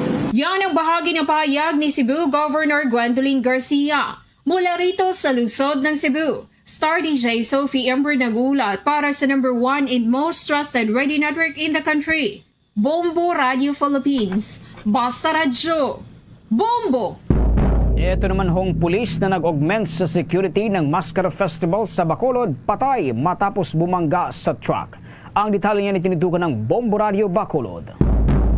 Nagbigay ang Bacolod City Police Office ng moment of silence kasabay ng kanilang flag raising ceremony kaninang umaga bilang alay sa isang pulis na namatay sa aksidente nang pauwi na ito galing sa augmentation sa security ng katatapos lang na Mascara Festival 2023. Ang biktima ay kinilalang si Patrolman Reden Agos, 31 anyos, tubong Kabangkalan City, Negros Occidental, ngunit assigned sa Iloilo Police Provincial Office. Si Patrolman Agos ay pauwi kaninang madaling araw sa Kabangkalan nang bumangga ang minamaneho nitong motorsiklo sa Mitsubishi Canter sa Purok Ipil-Ipil, Barangay San Juan, Pontevedra. Ayon kay Police Major Romulo Hepilango, hepe ng Pontevedra Municipal Police Station, kasalubong ng pulis ang Canter ngunit lumiko ang motorsiklo nito sa lane ng truck na nagresulta sa banggaan. May suot na helmet ang pulis ngunit dahil sa lakas ng pagkabangga, malaki ang sugat nito sa ulo na naging sanhi ng kanyang pagkamatay. Ayon kay Hipilango, maaaring inaantok ang pulis at nakatulog ito kaya't mabilis ang takbo ng kanyang motorsiklo at bumangga sa truck na minamaneho ni Sunny Elet. Sa panayam ng Bombo Radyo kay Police Colonel Noel Alinio, City Director ng Bacolod City Police Office, ikinalulungkot ng BCPO ang nangyari sa kanilang kasamahan na pagod din sa duty bago na aksidente. Ayon sa City Director, magbibigay ng tulong ang BCPO sa pamilya ni Agos. Nabatid na mahigit 1,000 ang mga police officers na ini-augment ng Police Regional Office 6 dito sa lungsod ng Bacolod para sa seguridad ng Mascara Festival mula October 6 hanggang kahapon, October 22. Condol to the family. Meron kasing tropa na na-stente. Usapan din namin na talagang mag-ingat pagdating sa ganyan. Accident happens. Sabi nga, i-priority namin yung pagtulong sa pamilya. Accident sana to. Nangyari ito sa Negros Occidental area. Pero augmented siya rito. At pinag-usapan namin kung ano lahat ng assistance na ibigay.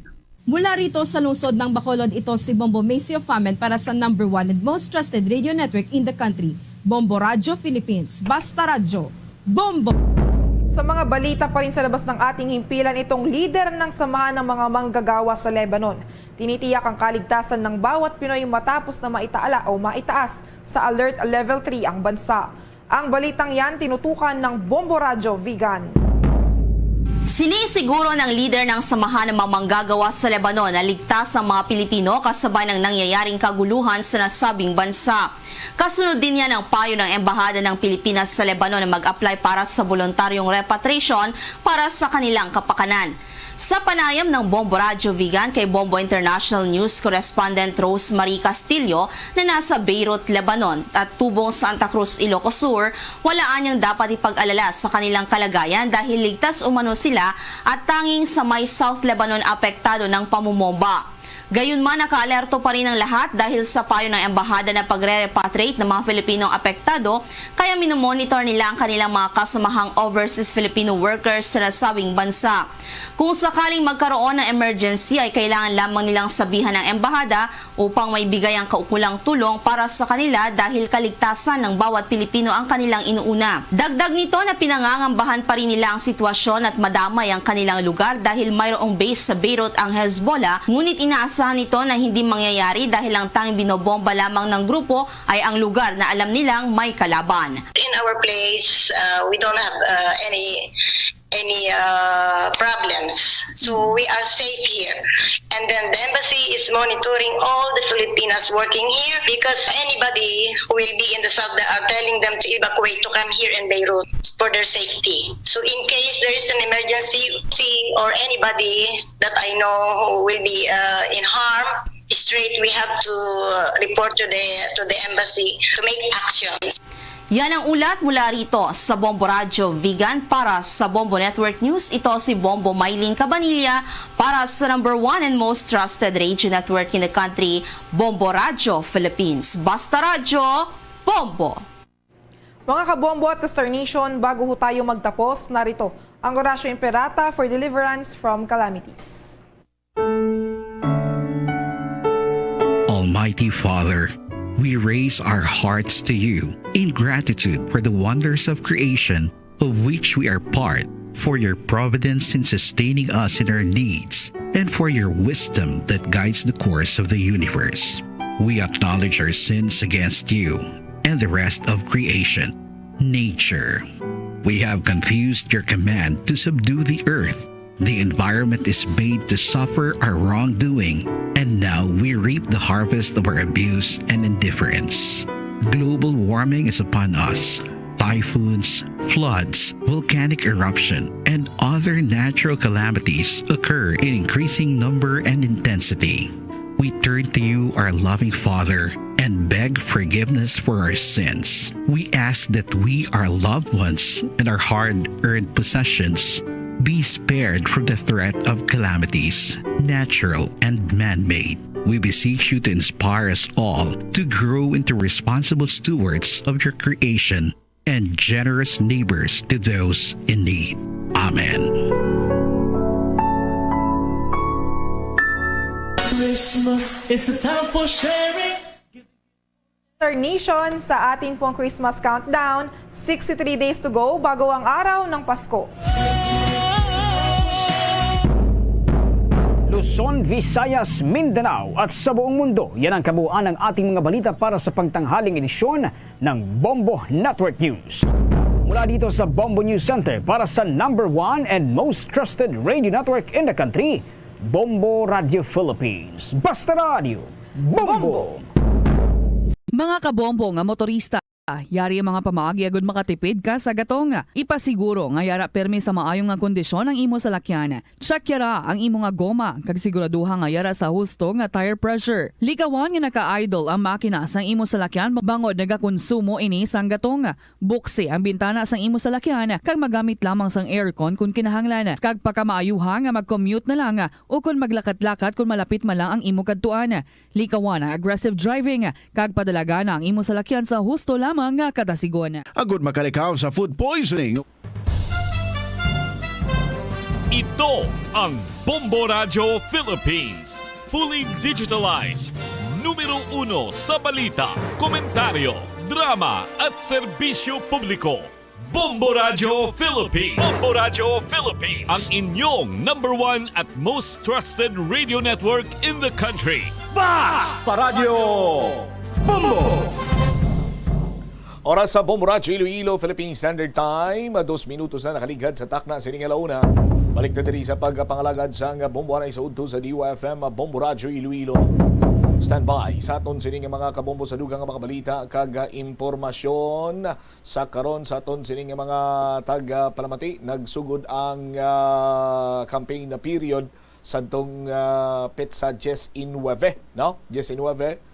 20, 21, 22, 23, may 5 days nang nakaligad sang nagasugod ang aton sini nga kampanya may mga ginapatuman karon nga mga pagsunundan ang aton sini iyang COMELEC as well as sumungman sa bahin karon sa local government unit ining pagpangbaklas sa mga tarpulin nga ginapangtapik sa kahoy, pero magluwas sina may dapat pagin sini iyang mahibaluan ang aton sini nga mga kabombo kay suno diri sa COMELEC ang magkatapos sa electoral board may gahom sa pagkontrol sa poll watchers sa mga presinto.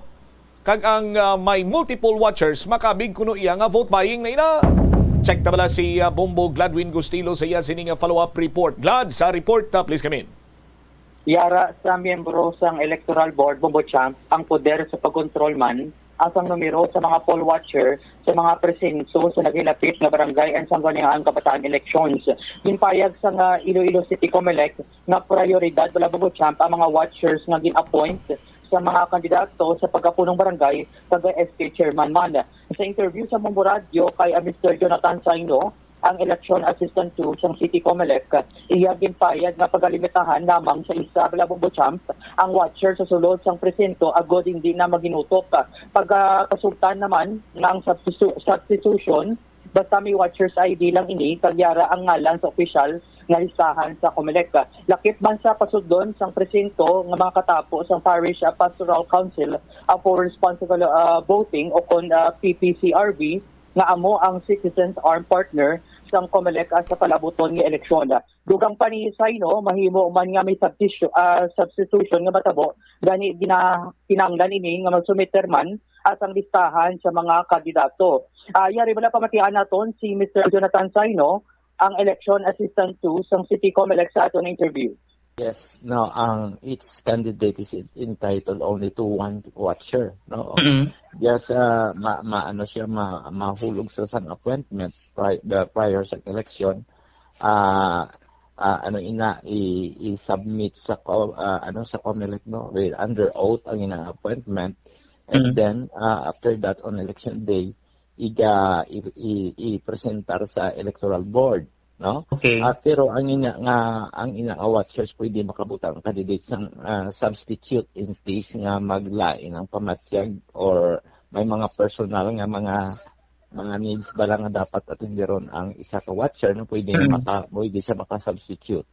And then ang may na dira, may control na dira ang aton yung mga electoral board given nga kung ang isa ka barangay madamo sang candidates kag magbutang man sila sang watcher, so hindi na overcrowded na ang aton nga polling place, no. So may preference na dira kung sino ang i-priority, no. Una ang watcher sang Citizens Arm, no, sang COMELEC, no, like NAMPREL or PPCRV, and then ang candidate po ng barangay kag ang candidate for SK Chairman, no. The rest sina i-control na sang electoral board kay basi maggutok wala na sang lugar ang ato nga mga butante nga magabuto, no, sa dira nga presento. Sir, regarding na-mention mo, sir, ano ang pwede lang himuon sa mga poll watchers, sir, kag ang hindi nanda pwede himuon? Ang watchers ara na during the process ang pagpabuto o pagkandak sang electoral board, no. Ara lang sila sa isa ka lugar nga gin-designate sa atong electoral, usually sa kilid ina nga may chair sila. Hindi sila pwede makakadto sa butante, makamingle or maka-istorya sa butante during while voting. And then also sa aton nga mga electoral board, ang ilagi lang nga maobra is to observe sang proceeding sang electoral board kay just in case mag-file sila sang protest, pwede ina, no.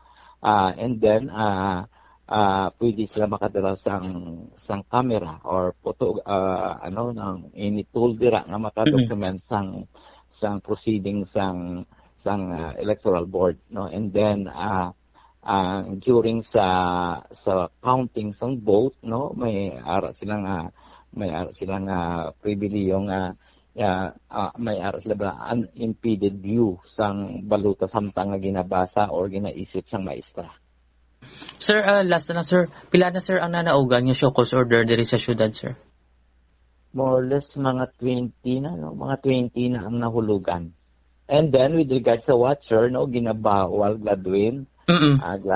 Ginabawal ang ang pag-designate sang watcher mo ang nga multiple watcher kay may ara kita nga mga problema sa mga previous election nga mga madamo nga mga watchers ang ara sa guwa sang polling place no naga-overcrowd which is only allowed one watcher labot sa aton nga mga substitute no ining mga kandidato no ginabawal ini sila kay siningon sini multiple watcher na so sa law isa lang ka candidate kag ining multiple watcher is an election offense no kay in this guys ini nga may vote buying kay bangod nga ginasweldohan sila no ginasweldohan sila pero wala sila sang function kay hindi man sila makasulod sa sulod sang polling place o hindi sila official watcher nga ginasubmit ang names dira sa COMELEC.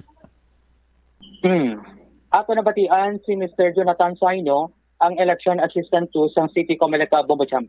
All right. So mag-amo sini tag isa-isa lang ka watcher kada partido ni o kon kada kandidato Bombo Gladwin? Kada kandidato Bombo Champ. Amo man naging clarify naton kay Sir Saino nga ang kandidato pwede makahatag la sang ila lista sa electoral board. Pag ang electoral board sila na mag-filter kung sino ila hatagan man sang ID na makasulod sa mga tagsa-tagsa ka mga presinto Bombo Champ. Kay ti ano mo kung kumbaga pa ginapa-rehistro man kag duly noted gid ini sang COMELEC ang mga watchers man sang tagsa sini ka kandidato kung sa isa ka barangay abi may duha ka partido isa nagapapili sa isa ka partido isa nagapapili punong barangay may 7 siya ka mga kagawad so 8 sila kung may kasumpong sila nga another party so 8 man to sa piyak just isais tanan ti kung magsubra na iya sa watcher mo way labot abi sang mga watcher man sang tagsa sini ka mga sangguniang kabataan na candidates hindi na iya mahimo pa nga makasulod to sa bahin sang isa karon ka polling precinct Bombo Gladwin.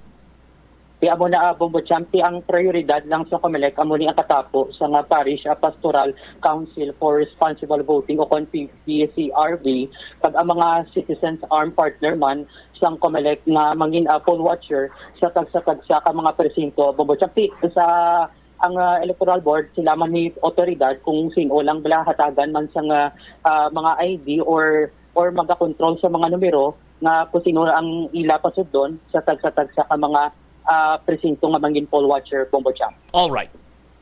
Ini si Bombo Vlad Gustilo para sa number 1 and most trusted radio network in the country, ang Bombo Radio Philippines. Basta Radio, Bombo.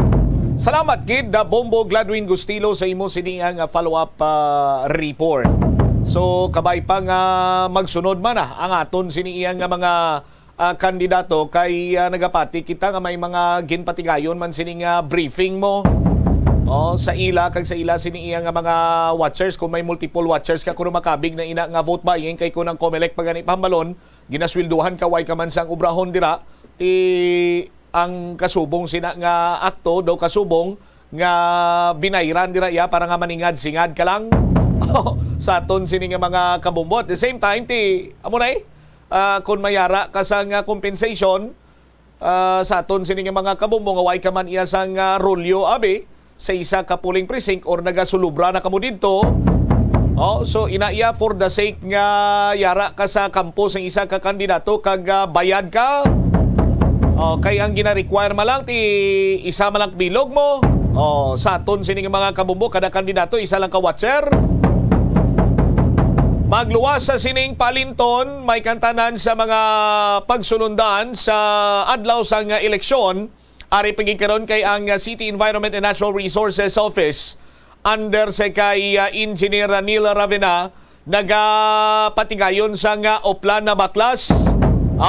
Kay ining mga posters nga wala sa common poster area ginadumili ina magluwas sina banwa kung ang imo sining nga poster kung ang poster sang isa ka partikular nga kandidato ginlansang gingantaker ginalambrihan balighot sa kahoy tindi gid ina iya pwede hibalo naton karon kay padayon kag humalin pa kagaina naggalibot na ning sentro ginupdan sa nga Bombo News team diri kag aton sini nga nakuan sa nga mga impormasyon dugang, no? Si Engineer Neil Ravina. Si Bombo Jom Marvilla, yan ang sa patrol nag-standby sa iya sa follow-up report. Jom, sa report, please kami. Yes, Bombocham pila diri ka mga kandidato ang ginapandaman na sa katapo diri sa Sendro. Ini may kantanan man sa sining nga nagapadayon nga campaign period, especially diri sa syudad sa Iloilo. Ini ang kasunod karon nga na aktuhan diri kay nasa Sendro ang ini nga grupo sa isa diri ka magapadalagan kagawad sa barangay diri sa distrito sa Haro ko tarinti na pamtang ang ilang sining tarpaulin o kuning campaign material sa puno sa kahoy. So timing man nga nagalibot no ang katapo diri karon sa City Environment and Natural Resource Office o kon sentro sa pagpanguna diri ni Engineer Neil Ravina kung sa dinti samtang nagalibot ni ang salakyan sa sentro diri Bombocham.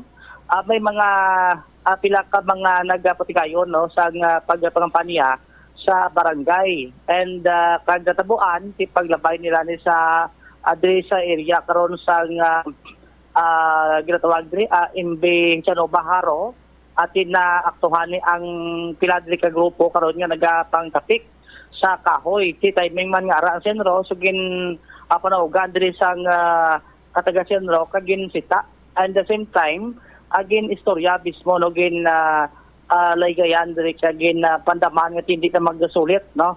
Actually ara man ang kagawad nga magapadalagan agin istorya man to ni Engineer Ravina kag nagpakayo man ganito sa Pasaylo Bombocham nga ti abot og gilayon nga ginakakas Manila at that time nga ara man ang katapo diri karon sa sentro no kay kun way to nila makakas posible ti mo forward pa ni sa Comelec.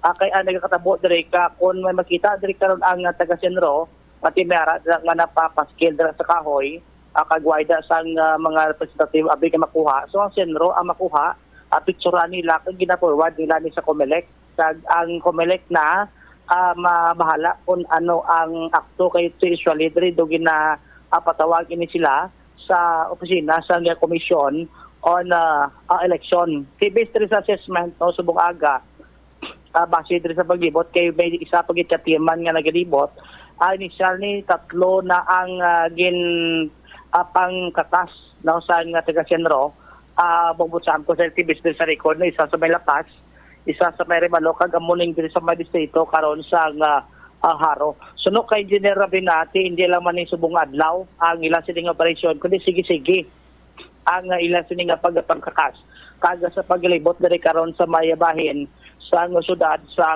Iloilo. Kag isa to kasi panugyan sa natungdan nga ti alikawan ang pagpamtang sa sining mga lugar nga ti away sa nagkakabagay kag ti hindi dapat no kakay sining mga kahoy nga ti ginadumili ang ginana bisan pa hindi election period ang ining pagpamtang karon sa sining mga campaign materials especially sa mga padalagan para sa barangay and SK election. Bombocham. Pari balay pabatita si Engineer Ravina sa mga pakigangutan sa Bomboradyo. Engineer. Yes, no. So far daw tatlo ka areas ang ato na monitor nga may ara pero ini sa gilayon na Manila no nakuha no. Pag-abot sang tinta na hukas na nila. Ang isa sa Lapas, isa sa Rebalo, kag isa sa Haro no. Kaupod na si Bombo Jomar nakita yaman no nga may ara pero sige daging kuha man dayon sang sang barangay official kag sige ang monitoring naton no kaglibot may duwa ka team nga naga-monitor kag nagalantaw sang aton nga mga kahoy ilabi na gid sa atong public plaza nga dapat wala gid no sang election paraphernalia nga nagaangot sa sini mga kahoy kay ginadumili ini sang Comelec. Ang tatlo nga na engineer, subong kilangagan eh? Ang isa sang sang Friday, tapos ang isa sang Saturday, tapos subong ang isa. Okay, magluwas yan ubuson abuson ng syudad, libot subong? Yes, no, may duwa kita ka team nga nagalibot no sa lain-lain nga distrito para to ensure no nga wala gid sang may nagatakod sa aton nga mga kahoy. So kung wais ang makakasabi sa grupo nila, kamo lang makakas? Yes, no, ang instruction sa aton ni Sir Jonathan Saino nga kung wala sang may makakas, ma-picture kita kag ipasa naton sa ila. I-report naton sa ila kay sila mismo ang magpatawag sina nga kandidato. So i-report sa COMELEC at the same time pero ang tarpaulin kakson gid. Yes, kakson gid no. Picturean kakakson naton. Pero kamo sa inyo, sa Senro sir, ano ang inyong sir mandate bali kung makita address mga kahoy kakson lang pag confiscate gid. Yes, obrahan naton report kag i-report naton sa COMELEC. Pwede pa na sa mabawi. Hindi na siguro kay tanan ni nga mga ara sa illegal nga areas gina-confiscate gid sina. For example, sir, ang iba na nga tarpaulin isabit na nila. Sabit na nila sa kahoy pwede na. Nagabawal gid kita no sa kahoy. Oo. Sabit man higot sa Yes, no. Ilabi na kitang kinalansang naton sa kahoy. Ano na lang imo sir panawagan sa mga politiko nga mapadalagan subong same time yung mga baguhanon? Yes, no, gina-apilar ta gid no pagi sa inyo sa Bombo Radio, sa inyo bantog nga programa, kag istasyon. Nya kung pwede ang pumuluyo ta maging vigilant no sa pag-report sa aton sa mga kandidato nga nagapanapik sa kahoy no kay ini halit niya sa kahoy. So aton gina-protektahan no kag gina-preserbar ang mga kahoy. So kabay pa nga buligan nyo kami sa pagbantay sa aton nga mga kahoy diri sa syudad sang Iloilo. Ang diri sa may haro sir pag walang kunong rason nga napatapay kanila tong kahoy. Okay, nakita nila kuno patay ng kahoy no. So amo na ingin butangan nila sa pero gilayon nag-akto man sila nga ginkuha nila sa kahoy ang ini nga mga tarpaulin. Pero patay na gid manaw. Sa ato nakita may tsansa pa man siguro nga mabuhi ang kahoy.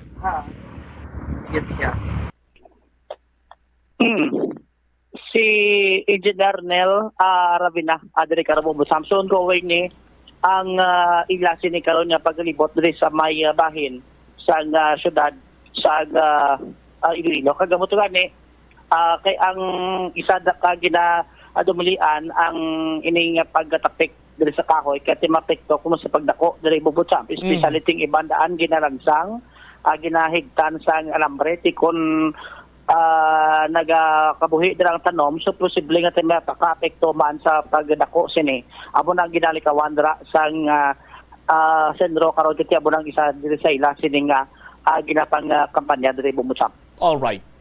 So nag-lunch break lang tapos balik naman sa paglibot ang taga Senro Joms. Ang iban kay may sila may ginapasihaman sila ng mga ga-inform sa ila ang iban pagkanto nila ay na ba sila pagkakasabla.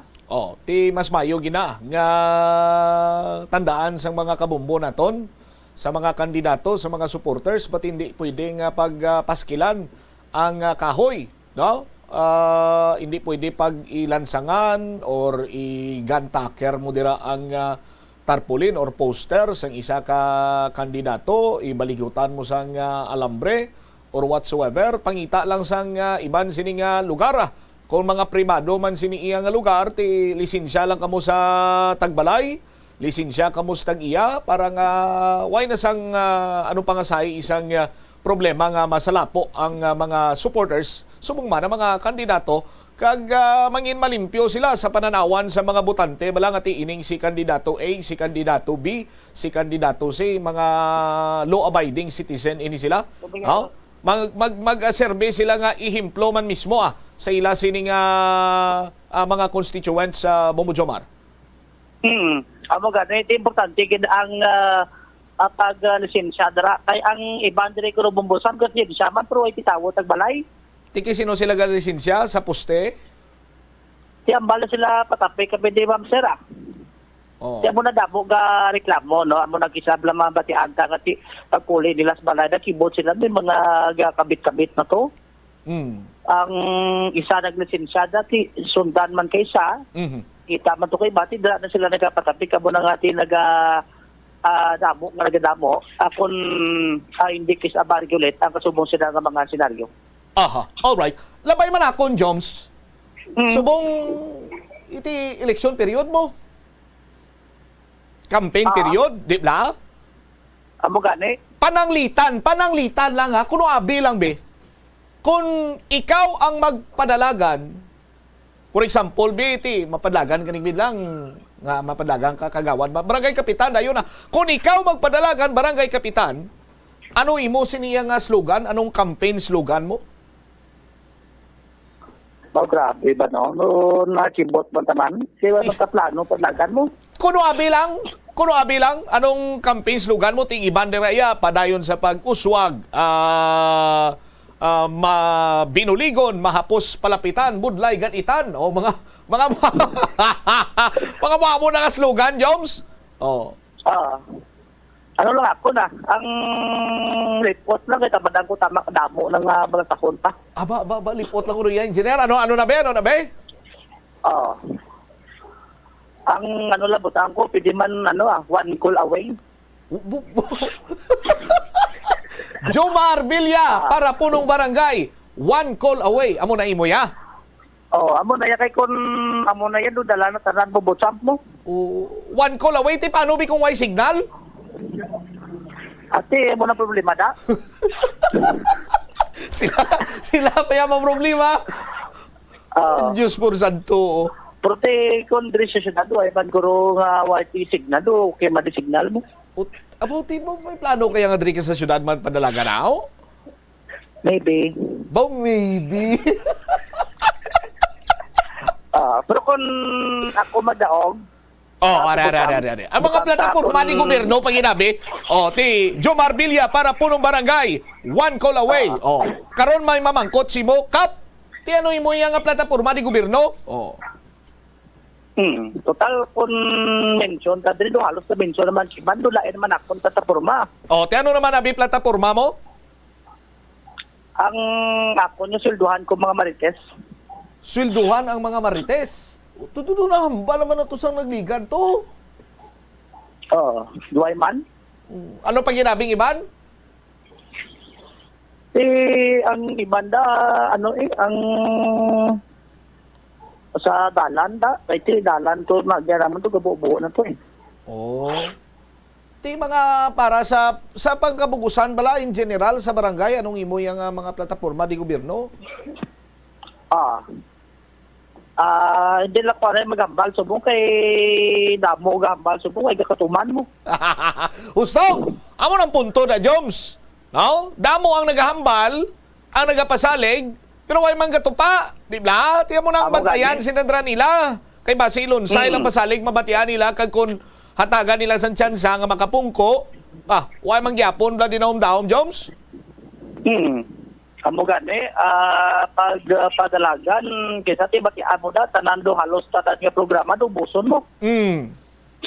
Pero ti nagtapos lang ang term, munang ti do kulang, no? Kag sa may hurabla, munang isadra sa gidalang tao, mandala bobotsa. Mating iba doon nagkapanikasong, magpadalagan, subong eleksyon. Alright, sige. Barangay and SK election. Ikaw kung ikaw ba nung padlaganan mo? Ti simple madlagan ka nag-need lang, bahaw-bahaw pa. Mayor Grabe, no? Uy! Pwede man Rektahanay niya dayon? Ano? Direktahanay na dayon? Amo gani. Kaya mo na, ang iban dire kag based sa observation tabi mga barangay pag inyagaling ang iban damo padlagan kapitan. Babutsam, sa Parte Probinsya sa Iloilo, adiri karon kay tinaban ka tuig mati nagapungko bilang incumbent punong barangay ang sa subong mga administrasyon.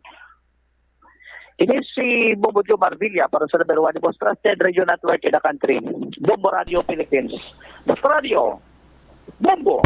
Salamat kid Bombo Jomar Villa sa imo siniya nga follow-up report. Sakto to bali Bombo Jomar, niya hindi lang ko anay maghambal. Subong ko na akong plataporma di gobyerno kay damo naman sang nagarambal dira, way man nagatupa. Di dapat sa aton sini nga mga kabombo, no? Hanason ta kay may pila pa kadlaw. No? Pizza 23 na ta subong. May 5 pa kadlaw, another 5 days pa para nga inyo sini nga pisa-pisa mayo ang mga kandidato dira sa inyo nga barangay kag makapili kamo sa mayo sini iyang leader nga ibutang nyo dira bilang punong barangay, SK Kagawa or Barangay Kagawad, subong man sa bahin karon sa mga sangguniang kabataan. Inang may miurab la. Hindi lang kay puro lang salig. Di ba? Kung si Bumbo Jumar mo na mo niya dapat may miuragin. Di kay natapos lang ang terms ng iban sining mga puno barangay. Ipasalig nila sa to ay gin magtupa. 28 minutos na nakaligad sa takna siningalaw na. Sa aton sining ang pagpanumbalik ka Banwa. Dugang ang mga balita kaga impormasyon driman sa aton sining ang palatuntunan ang issue bala may kantanan sa isa iya ka nurse nga nagpost kag may caption nga ahaha expired rest in peace. Ti kada may magtaliwan sa aton sining nga mga himata perti ginang aton sining nga kalisod sa bahin sang pamilya sang nalisdan. Ti karon daw ka inappropriate no ang ginhimo sining iyang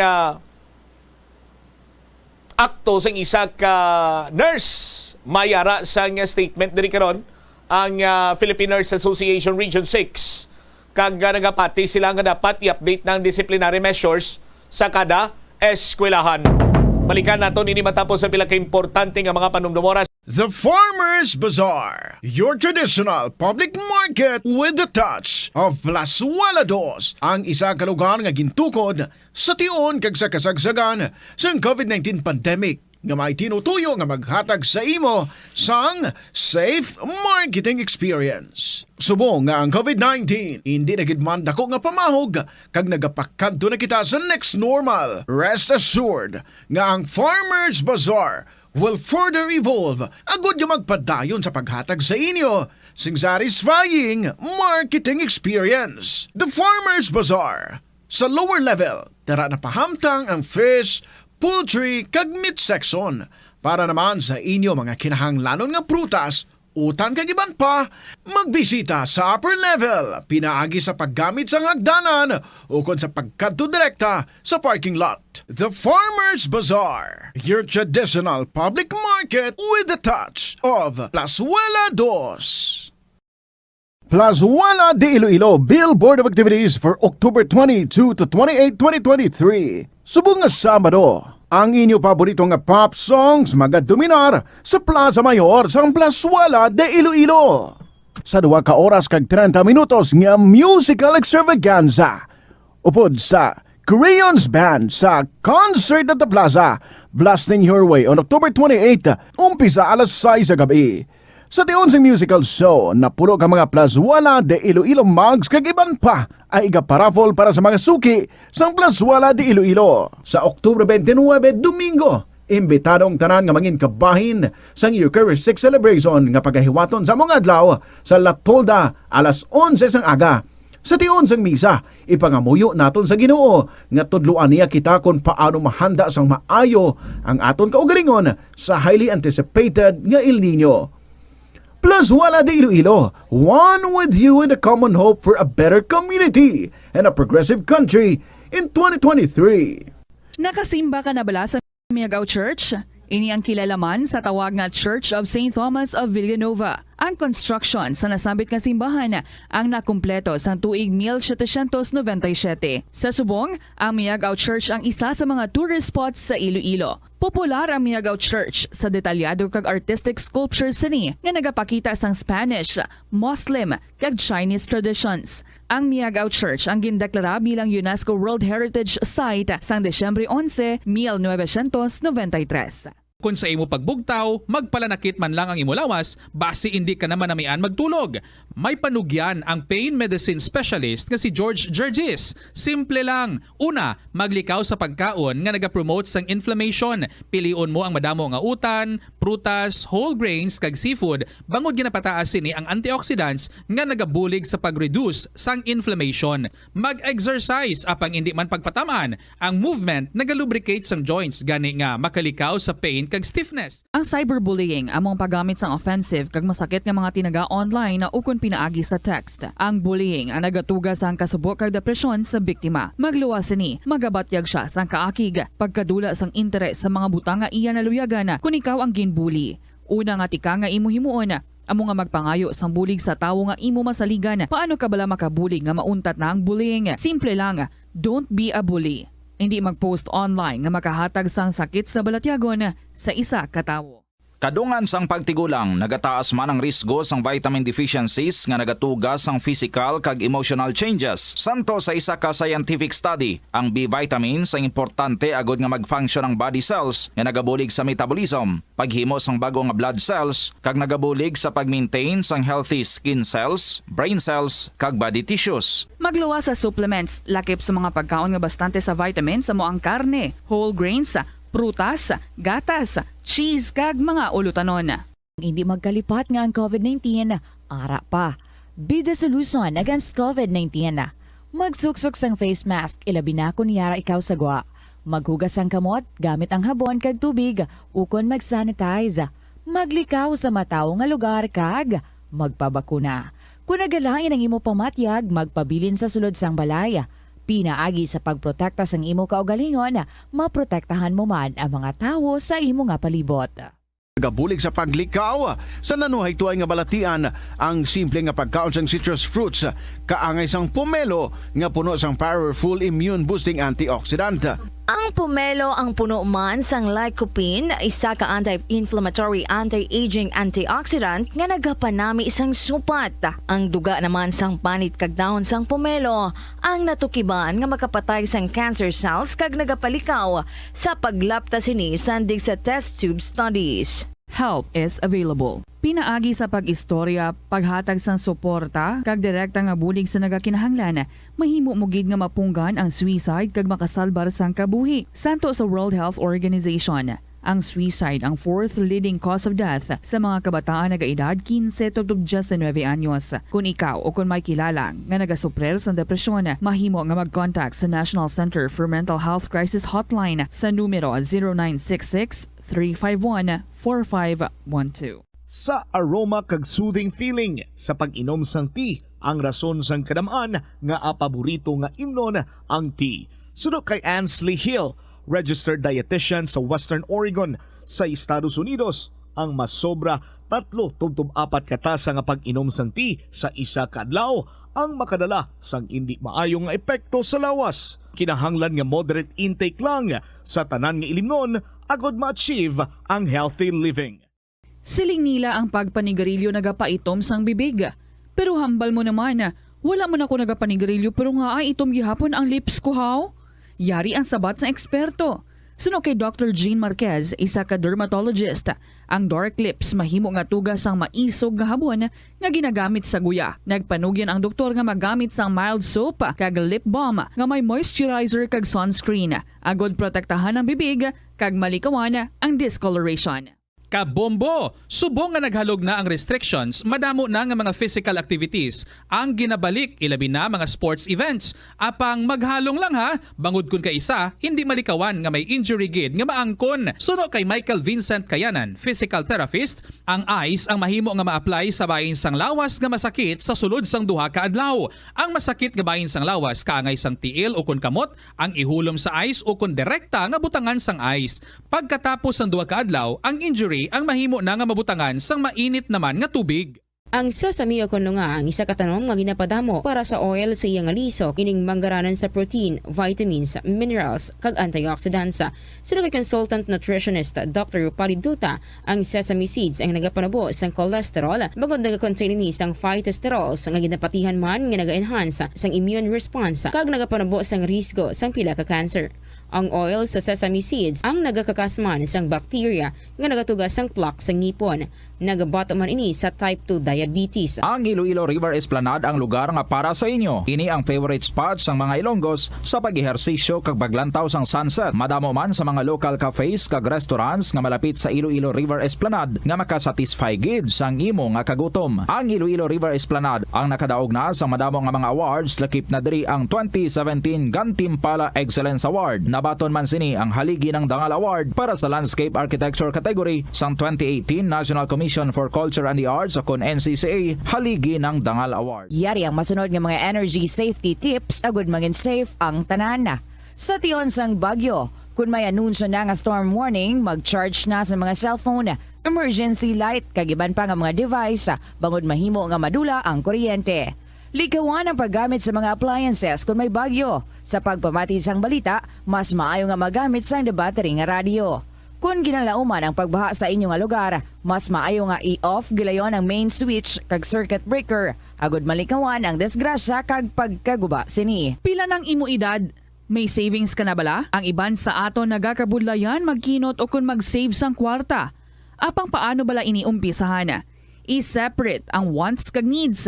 Pamangkuton ang kaugalingon kung bala kinahanglanon gid ang imo nga baklon. Kung ginakulang ka na sang kwarta, hindi inidap. Balik diri sa pagpangalagad sa Bomboanay sa Udto. Standby sa kay Bombo Angel Tan ang Philippine Nurse Association Region 6 sa nagapating at iuna para i-update ang disciplinary measures sa kada eskwelahan. Ini kasunod sa akto sang isa ka ginapatian nurse no, nga nag-post sang sa iyaman sining experience sa isa iya ka ospital during sa iya sining possibly duty, no? Kag ang iya sining caption is ahaha expired life RIP po, no? May ahaha nga tinaga nga kun sa diin tidaw kasubong ano ni nagakadlaw kay kun malisdan ikaw di bala lunsay kasubong imo sining mabatsyagan. I-check tabi si Bombo Angel Tangel sa report na please come in. Bombo Cham nagapati ang Philippine Nurses Association of the Philippines Region 6 Chapter nga tion na para i-update ang mga disciplinary measures sang kada eskwelahan ilabi na diri sa may syudad sang Iloilo. Ini ang may kaangtanan man sa issue sang isa ka student nurse nga ginkadlawan ang pasyente nga napatay. Sa interview sang Bombo Radio kay Dr. Rosana Grace Abelo de la Riarte, Governor sa Philippine Nurses Association Region 6, iyaging pahayag nga dapat lantawon samtang sa mga eskwelahan ang policies and guidelines na ginapatuman nila sa subong kay iban diri Bombo Cham hindi na updated. Kag kada school sa mga kabombo naton ni ara ini sila tagsa ka mga guidelines kag disciplinary measures. Sunod kay Dr. de la Riarte, dapat matudlo sa mga student nurse ang do's and don'ts sa ilang mga behavior, ilabi na ang paggamit ng social media. Kag i-remind man sila Bombo Cham sang importansya abi sang confidentiality kag privacy apisar abi ni ara may mga times nga may permiso ini sila halin sa pamilya manabi. Patsad sa natunggan hindi man sa hindi man siya makahatag sang direkta nga komento o kung makahambal nga dismayado ini siya sa sitwasyon. Pero Bombo Cham, kung tani, wala ini natabo nga insidente. Dugong pa sa natungdan, permi yagido kung permi dapat panumdumon sa mga student nurse ni dapat permi maghatag sang respeto kay ang respeto sa mga kabombo naton ginapangabudlayan na makuha Bombo Cham. Yari atong pamatian mala ang nanging pahayag ni Dr. Rosana Grace Bello de la Riarte sang aton na interview. I really could not make into a conclusion kung ano because I really do not know about the facts. But as a nurse, we have always been taught to keep everything about the patient, including his family, to be private and confidential. And I also believe that the school is looking into this. So I hope all nursing schools would have their guidelines and policies on the do's and don'ts of behaviors and what to do, and especially now with the use of the SOCMED or the social media. So I hope they will look into that because right now social media is commonly used, and I also believe that our policies and guidelines may not be updated. Okay, so our nursing schools should really look into that. Okay.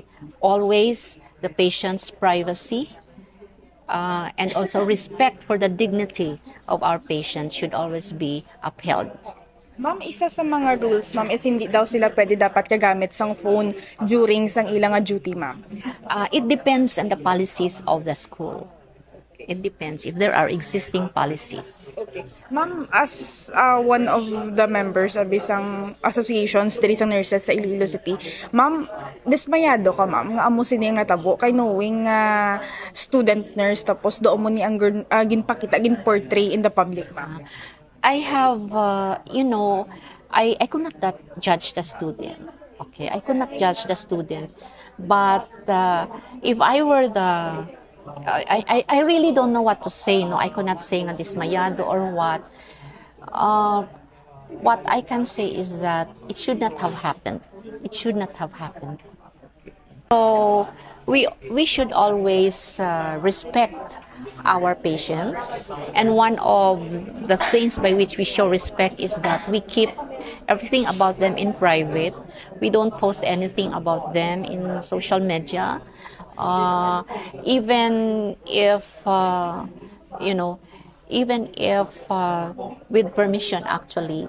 I still would say that anything about the patient should not be published or uploaded in the social media. Okay, respect should always be afforded, because as student nurses, if we respect our patients would also respect us. We gain respect. No, we do not. Our respect is earned, and if we earn respect, we should also be able to show respect to others. Bombo Cham, na batian siyang mga kabombo naton, si Dr. Rosana Grace Bello de la Riarte, ang governor sa Philippine Nurses Association diri sa Region 6. Insakto gid ang hambal si ni ma'am, no? Ni Doc rather. Ti why kita makaibalo kung ano sa sulod sa paminsaron sang student nurse ni siya, Bombo Angel? Student nurse, Bombo Cham, nag-intern niya siya. Registered nurse na? Hindi pa. Gaskwela pa lang niya siya. Diri sa isa ka university sa Iloilo City. Tapos niyara sila internship do kabahin sa ilang kurso bala Bombo Cham. Amuning isa sa mga mambal naton labing importante kung tani iya nga panimuot sang isa ka nurse. May mga layi man kita subong, hindi bala Bombo Angel, ining may kantanan sa privacy law, no?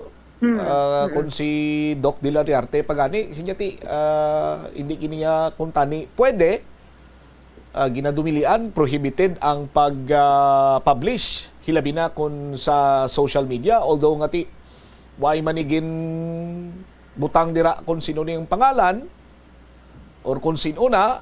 But the fact remains nga sa mga kasubong siniyang hitabo, why giniya ginalauman or why gin sa may nag-expectar nga maglapta ini sa bahin karon sa social media kag daw kasubong may pagpangyaguta pa sa caption sining student nurse. And we do hope nga makorrect ini kag hindi na kita makasalapo sa kasubong pa sini in the near future, Bombo Angel?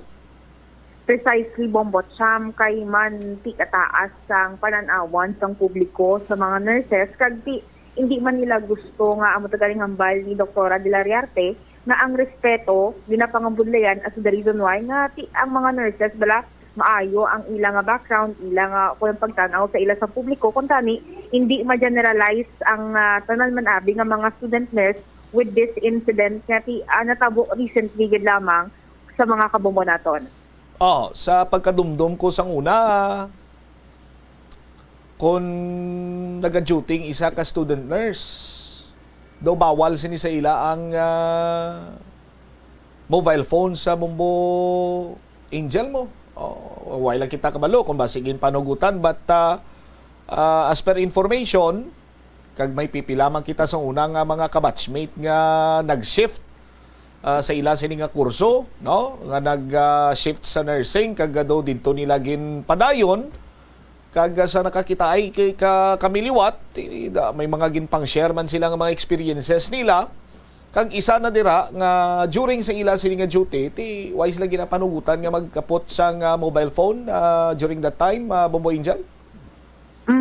Amo nang hambal ni Dr. de la Riarte, Bombo Cham, nga nakadepende na siya sa guidelines man abi sa pila ka mga eskwelahan, pero amo man ang information nga nakuha naton nga most of them bawal gid man kuntani magamit sang cellphones during their duty, pero with the screenshot nga nakuha naton tama gid ka klaro kag Bombo Cham ang laway dito is ang caption mismo bala sa picture nga tido tama dito ka below the belt man ang ginobra sang estudyante o mo ganing question sa iban ang ethics niya kuno mo siya tido wala gid na apply. Okay. Lesson learned na niya kung sino man nga student nurse. I do believe na kilala naman niya kag nag-apologize na gani sa sunod no? Maginihimplo man ini sa iban pagidira nga nagkakadapat respetuhon naton ang tagsa-tagsa no bisan hindi ta man na iya kilala sakto tong habalidok ang respeto wala na iya basta-basta ginahatag gina-earn ina no so kung ma-earn mong respect sa imong nga pasyente bilang isa ka nurse or student nurse definitely respetuhon ka man sina nila Bombo Angel. Precisely, Bombo Cham, kag tigbalantayan man diri ang pagahimoon nga lihok sang Commission on Higher Education kay initial information naton nakalabot na sa ila ang insidente nga lantaw naton kung sa bahay nila miara sila sanction ni pag-obrahon kag kung diin gid man hasta abi nga ang pagahimoon nila bing suspension ano sini ang masarangan man obrahon at the same time sabahin man abi sang eskwelahan kung malabot naton o kung makahatag ng gid man abi sang specific nga pangalan ang Commission on Higher Education sa aton Bombo Cham. All right. Ini si Bombo Angel Tichiliertan para sa the number 1 and most trusted radio network in the country, Bombo Radio Philippines. Basta Radio Bombo. Salamat kid Bombo Angel Tan. No, so kabay pa ma-correct ini kag hindi na maliwat pa ang mga kasubong siniyang nga mga hitabo. Oras naton 49 minutos na nakaligad sa takna sining alaw na. Check ta naman this time balita ni Bombo Lindsay Bade.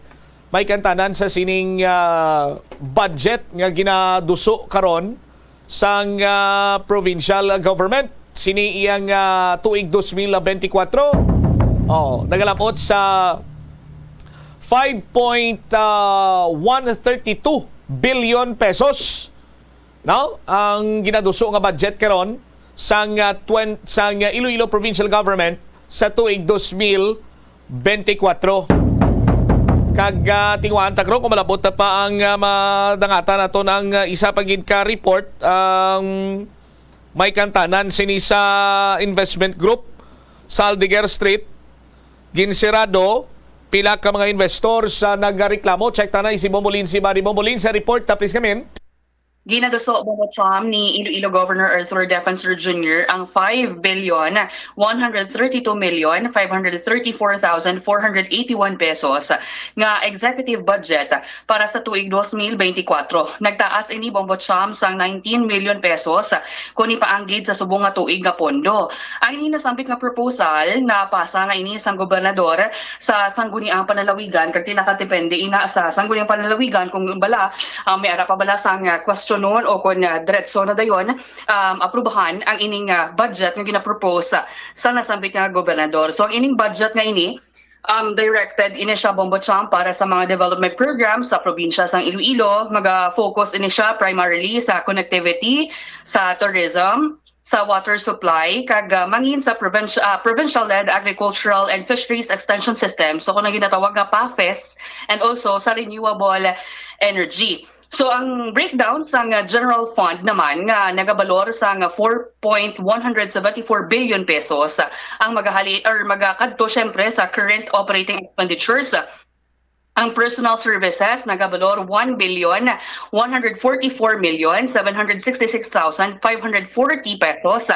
Ang maintenance and other operating expenses nagabalor naman sa 1,498,199,069 pesos. Ang capital outlay nagabalor sa 5 million pesos samtang sa special purpose appropriations nagabalor sa 1,526,957,536 pesos. So ang proposed budget para sa local economic enterprise nagabalor naman sa 957 million pesos. So ini ini siya para sa mga sweldo sa mga health workers and also mga personnel sa 12 ka mga district hospitals and also ang Iloilo Provincial Hospital sa Banwa sang Pototan, Bombo Cham. Kung basehan naton sa bunga tuig 2023 ang general fund sang probinsya sang Iloilo, which is unanimously approved sang Sangguniang Panlalawigan, nagalabot sa 4,182,735,093 pesos,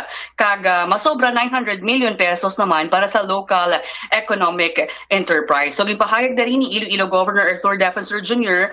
nga ang ining designed 4.182 billion pesos nga 2023 budget nga iya sang kung sa rin objective diri sa provincial government for the next 3 years amo nga ma-achieve ang iyang development roadmap nga ginatawag nga More Progress, which is a movement for resilient or resurgent, progressive, globally competitive and resilient Iloilo. So kabay pa nga ti ang ginalauman man dali niya nga maaprubahan sang Sangguniang Panlalawigan ang ining ginaduso nga executive budget. Yari bala pamatiyan nato na nangin pahayag ni Iloilo Governor Arthur Defensor Jr.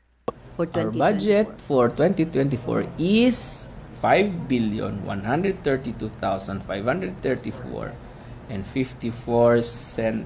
That is an increase of a very small amount of 19,590,454 from the previous year. And a large part of that is national tax allocation in the amount of 3.7. You know the budget, understanding the budget, ang tanawon mo lang da is the development part. Ito ang personal kag ang MOE, hindi man maghulag. Hindi man na siya maghulag. But what is important is the development part. Number one, importante dira ang unay naton na significant amount for our connectivity, road, our share of road connectivity. Number two, may budget kita dila para sa aton nga bisita sang barangay. A program for a barangay-based tourism program of the province. We have a budget for our PAFES. Muna ng mga significant nga portions. The development part. Those part that will increase the assets of the province. You know why? Kung taro nyo itong siling nyo mangkot nyo sa ako nang wala kong masabat nga text. Kay number 7 sa in terms of wealth ang province, yes boss. Pero ang basis na is your assets. So, ang assets na halin na sa mga capital expenditure mo kag sa development part of the project na. So munang significance na da. Ang importante nga may budget kita sa aton nga 2024 budget para sa aton nga mga programa nga importante nga ginaduso naton, especially agriculture, tourism, perhaps renewable energy. You can get that amount there.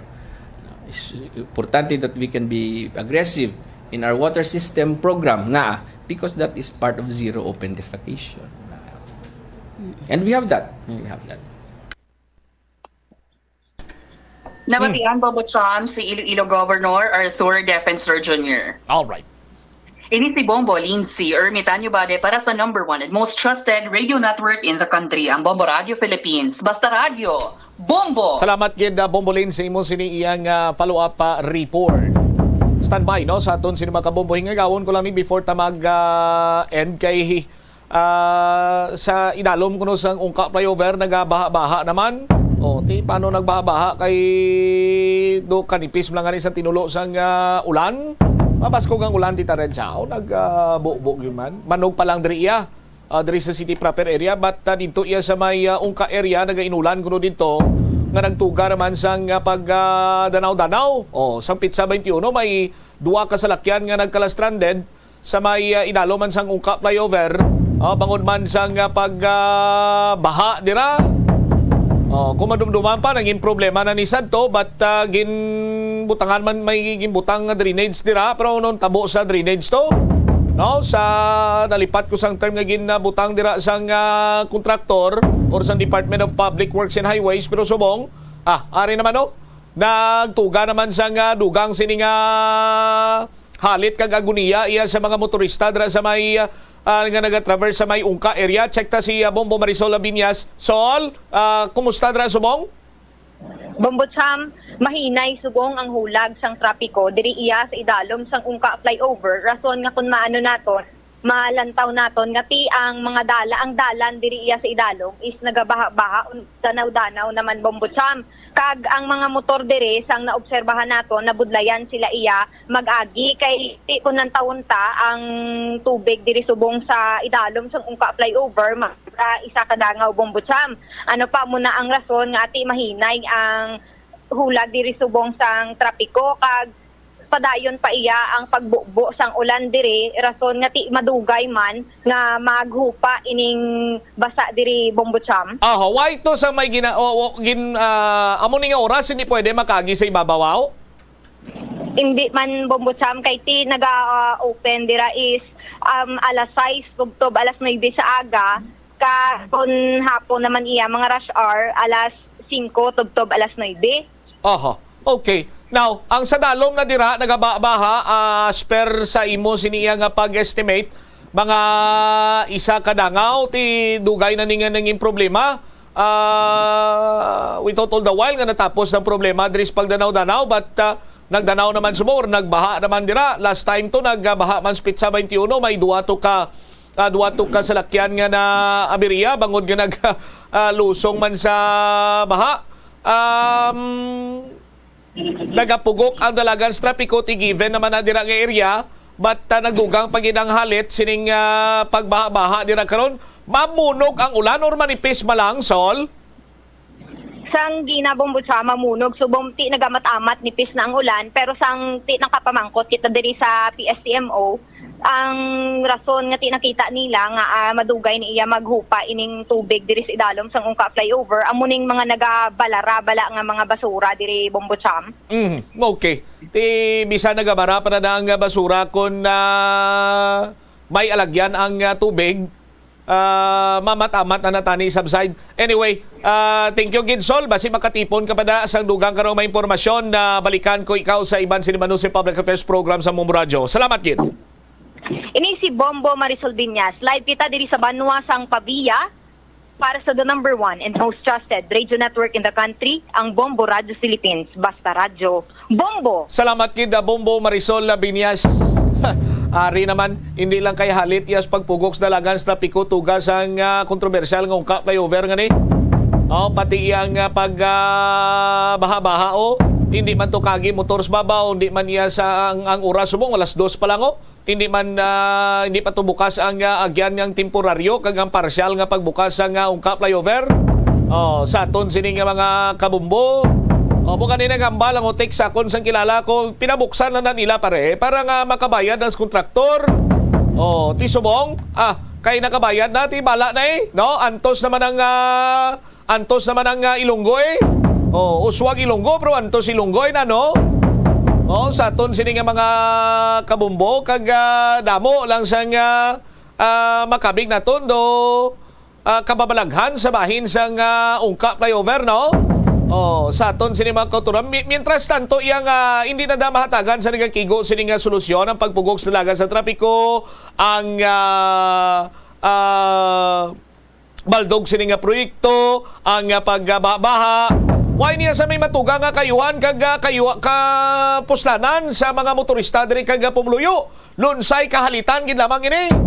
Kag maga-reflect ini sa aton sini mga kabombo sa mga tawo nga nagduso ka nagpatigayon sining nasambit nga proyekto. Standby na kamo sa kapon lamang program kaupod sa kay Tita Regine. Ismobot siya Blanco over gabilin sa imo sa mananay nga hapon. May God bless us all. Para sa the number 1 and most trusted radio network in the country, ang Bombo Radio Philippines. Basta Radio, Bombo, Ora. Mga dapat tandaan para sa palaabuton nga barangay and sangguniang kabataan elections 2023. Pwede ba lamang ampanya ang mga kandidato sa social media? Oo, tugutan nga mga ampanya ang mga kandidato sa social media apang sa idalom sa mga kondisyon nga magasunod sa limitasyon sang gastos sang kandidato. Prinsipyo sang truth in advertising kag base sa regulasyon sang Commission on Elections Section 239 Resolution number 10924. Paano naman sa live streaming? Tugutan man ini sila mag-live streaming o kun ang pagpatigayon sang malinong nga online political meeting, rally o kun iban pa ang aktibidad sa campaign period sa mga social media platforms sang kandidato kag ginatawag ini nga e-rally apang sa idalom sa mga patakaran. Ano ang mga patakaran? Una, Pag-athag nga isa ini kapampolitika nga pagpulong-pulong o kun rally, paghatag sang oras, petsa, kag lugar sini. Ikaduwa, pwede nga makabaton sang in-platform gifts kag game currency ang mga kandidato apang hindi ini pwede ihatag sa live stream audience o kon tumalanaw. Importante nga pahanumdum nagikan sa Bombo Radio Philippines kag Bombo Radio Philippines Foundation Incorporated. Basta Radio. Bombo! Hindi lamang sa jeans o kung tugas ang katigulangon ang rason sa hair loss o kung pagkaunot sang buhok. Natukiban sang health expert sa South Korea nga ang hair loss ang tuga sang environmental factors. Sa bugos nga kalibutan, nagalabot sa 4.2 million ang nagakapatay bangod sa outdoor air pollution suno sa World Health Organization. Mas sobra 90% sang populasyon sa kalibutan ang nagaistar sa populated areas, sa diin ang heart attacks, aggravated asthma, irregular heartbeat kag poorer lung function ang pila lamang sa epekto sang air pollution. Ang leptospirosis ang isa ka bacterial infection nga makuha halin sa sapat. Ining nagalapta pinaagi sa ila nga ihi, ilabi na sa ido, ilaga kag farm animals. Kung mayara ikaw sang open wound kag mag-ubog sa tubig, dako ang posibilidad nga ikaw ma-infect sang leptospirosis.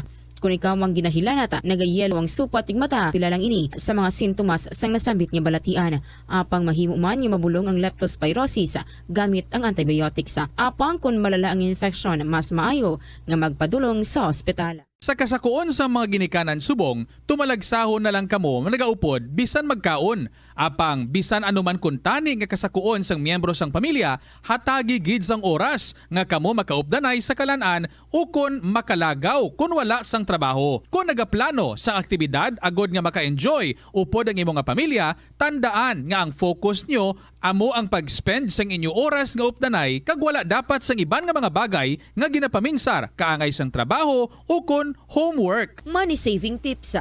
Tipigi ang imo kinitaan, magtipid sang kwarta, magbukas ng savings account sa bangko, kag dira ipatago ang imo tinipon. Hindi magastos ang sobra sa imo ginakita. Unahon nga baklon ang imo mga kinahanglan, kag hindi ang gusto mo lamang nga baklon. Hindi magsulod sang madamo nga kwarta sa imo wallet agod hindi ka matentar nga maggasto. Maghimo sang weekly budget plan para sa pagkaon. Tipigi ang imo ikayong lawas agod makalikaw sa balatian kag sa dako nga kagastuhanan sa ospital.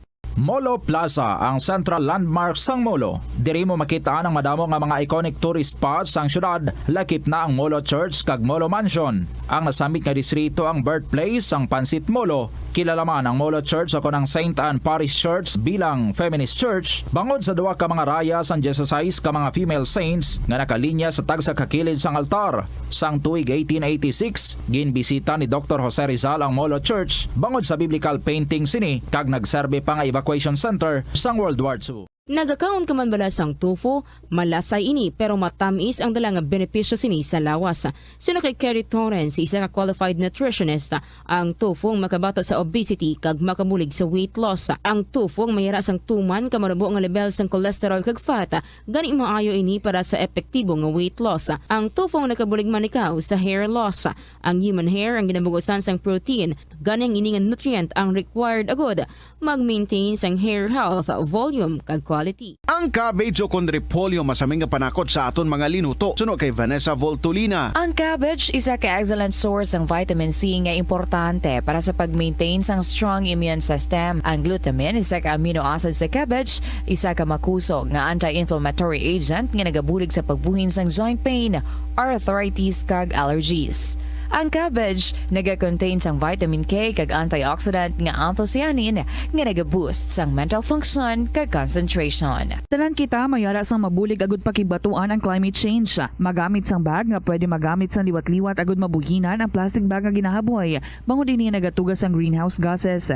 Ikaduha, hindi masumi magamit sang computer. Kung 4 ka oras lamang sa isa ka adlaw ang imo nga paggamit sang computer, makabuhing ka na sang carbon dioxide emission nga 83%. Ikatatlo, kung malapit man lang imo nga kaladuan, mas maayo nga maglakat o kung magsakay na lang sa bike. Magluwas sa makakinot ka na, mabuhinan pang polusyon nga nagatugas ang climate change. Magtipid sa paggamit sang kuryente, pinaagi sa mga masunod. Maggamit sa mga energy-efficient nga bumbilya, kaangay sang compact fluorescent bulbs ukon LED lights, imbis nga incandescent bulbs.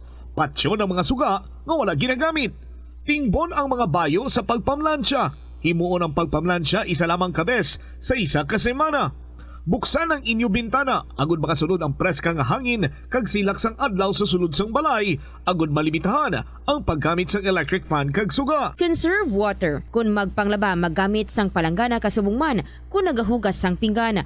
Unahon hugas ang mga baso, kutsara kag pinggan kag ipaulihi ang mga mantikaon nga kalaha kag kaldero. Gamitan niwat ang hinugasan o kon pinamunlawan nga tubig sa pagbuhos sang inidoro, paglabas sang trapo, pagtinlo sang balay kag pagpamunyag sang tanoma.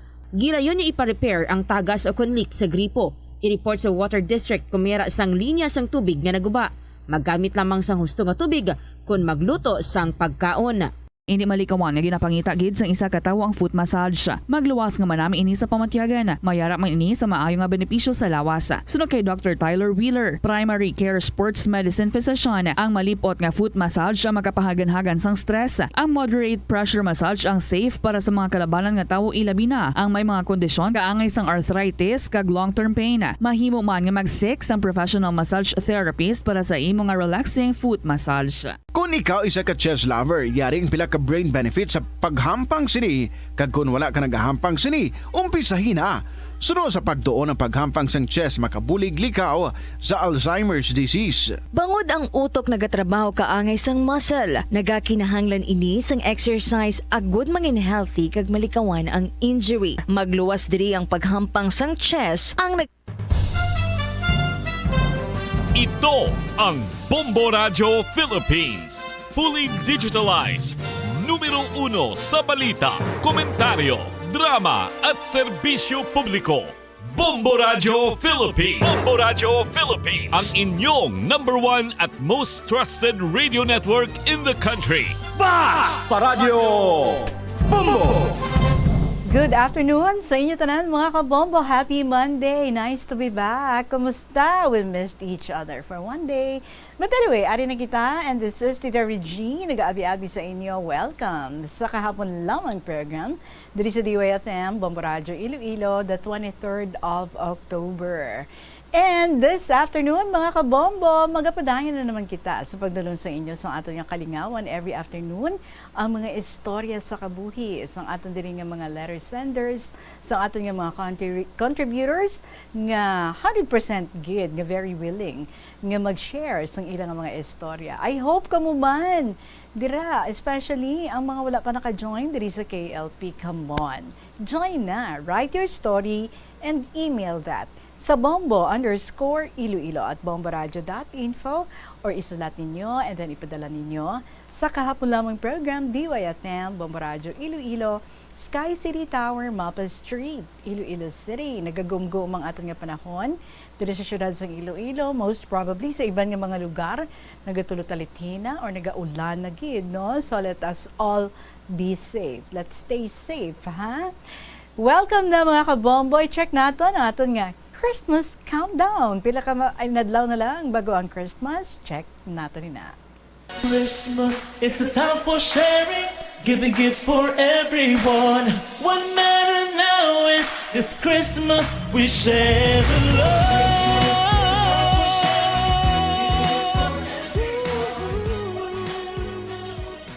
63 days to go before Christmas. Ang pagpanghanda sa tanan can almost be felt. Ang iban may ara na Christmas lights, may ara na Christmas decors, napagwa na ang Christmas tree. Di ka mo ya. Question ako ya. Dula pa haw, ngita ta tiyempo. Anyway, ari na nga ito ng bahanon para sa inyo sa sining hapon. This is from Jeremy Argasan, MU. Good afternoon and welcome.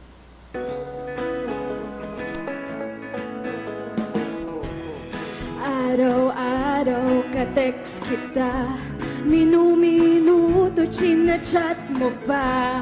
Ang sabi mo, mahal mo na, pero bakit hindi pa rin tayo? Araw-araw kasabay mong kumain, madalas hinahatid mo ba ko sa amin? Ang sabi mo, mahal mo na, pero bakit? Bakit ba naghihintay? Bakit ba hindi mapalagay?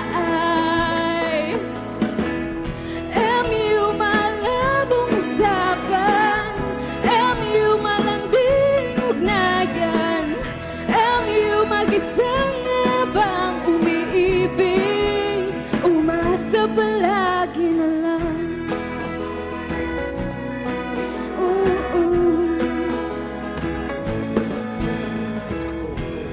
Bakit ba nagsiselos pag may kasama kang iba? Bakit ba nag-aalalang makakita ka ng mas maganda? Bakit ba kasi di mo paligawan? Dun din naman ang patutunguhan. Ang sabi mo, mahal mo na. Pero bakit? Bakit ba naghihintay? Bakit ba hindi mapalagay?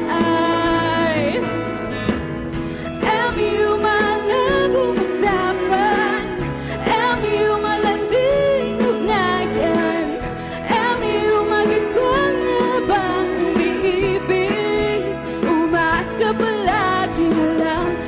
MU malabong usapan, MU malanding ugnayan, MU mag-isang habang umiibig, umasa palagi na lang.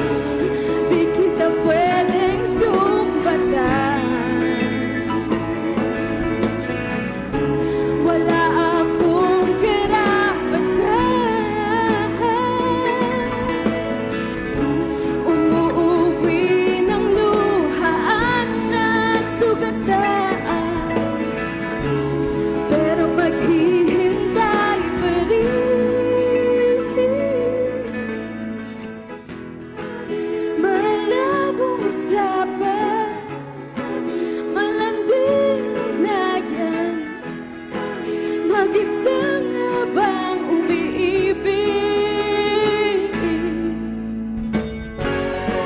Malabong usapan, malanding ugnayan, mag-isang habang umiibig, umasa palagi na lang, palagi na lang, palagi na lang. MU, talaga nga namang malabong usapan. Tayo na nga ba or hindi pa? Nan, amo na siya ang bottom line sa MU, Mutual Understanding. Anyway, so sa nga hapon, intindihon tagid ang aton mga istorya diri nga gina-share sa aton nga mga letter senders. Thank you so much, Gid. And sa mga nag-join, dugang dira sa aton, hello, good afternoon. Ini si Tita Regine and this is KLP. Mabasa na ako sa aton nga mga istorya. Ari na ang sulat from Lolo Erning. Dearest Inday Regine. As usual, I start with a good morning to you and a good afternoon to all your avid fans, supporters, and listeners sa imong nga program kahapon lamang.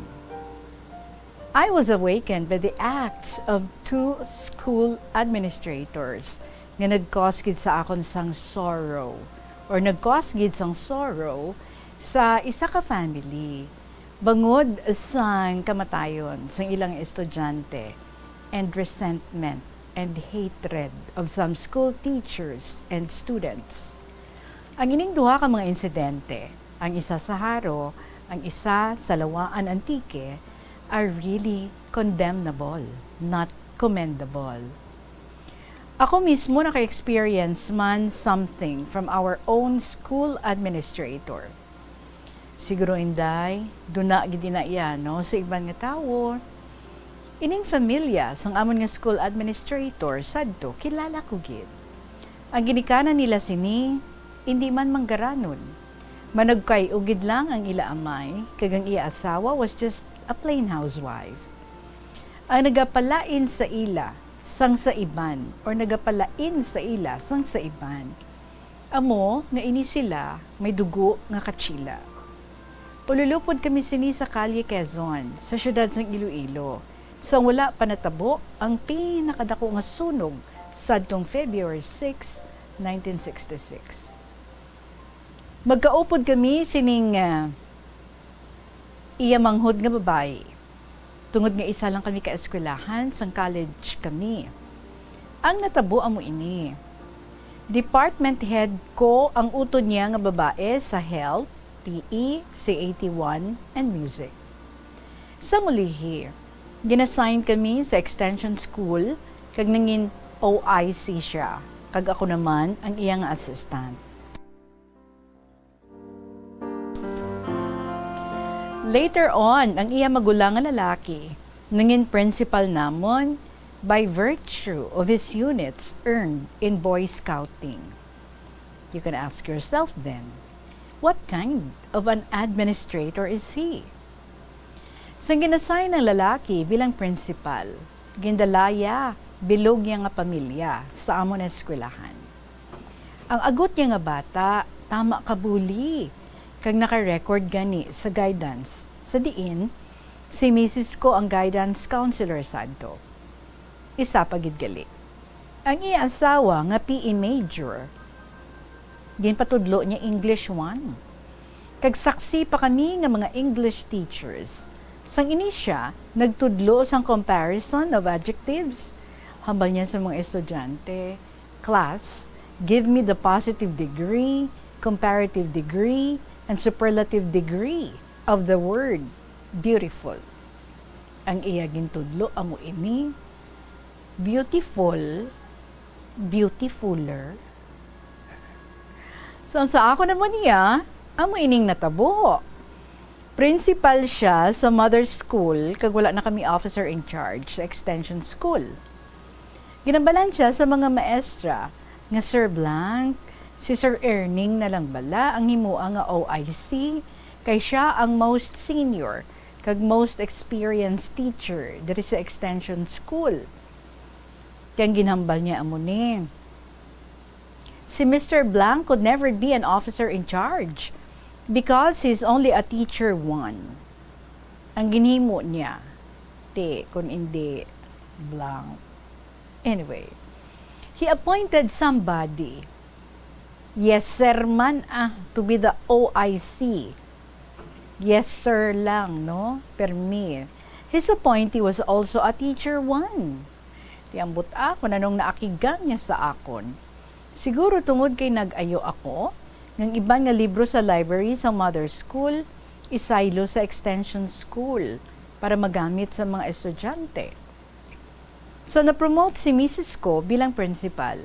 Nakakadto ako sa mother school. Nagkitaay kami. Kaya ginimbitar ko siya, ngasaling ko mamiesta siya sa amon. Ang sabat niya, galing waay ko ga pamiesta. Pero nakita ko gid siya, nga nagkadto sa balay isang kumpari ko, kag namiesta. Tapos siling ko, tikadto ka sa birthday ko. Sabat niya, wala man ko ga pang birthday. Hambal ko pagid. Thanksgiving namon kay nagprincipal na sa Mrs. Hambal ya. Nga nga ginimbitar mo ko nga akig ka man sa akon. So I told him, Mr. Blanc, I never hated you, but only the sin you had committed. Dito na malhan siya mo. 1 month after his retirement, he died. May he rest in peace. Nga amay amo na nga klase sa mga tao, hindi marunong magpakumbaba. Maybe they don't want others to succeed in life. So please forgive them, Lord, for they do not know what they are doing. So till here in the Regine, thank you very much for your time. Au revoir. Everybody, hear from you soon. Truly yours, Lola Erning. And P.S.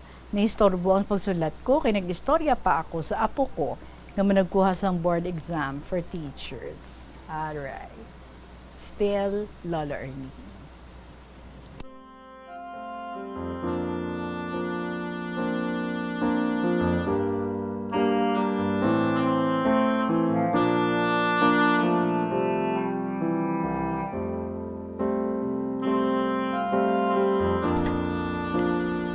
Lola Erning, unagid, good luck ha sa imong nga apo nga managkuha sang board exam. Kabay nga kaangay mo, mangin isa man siya ka very inabalang hanas nga teacher, kag dedicated nga teacher sa iyang mangin mga estudyante sa ulihi. So kabay nga one take lang siya ha. Good luck yun, just like you.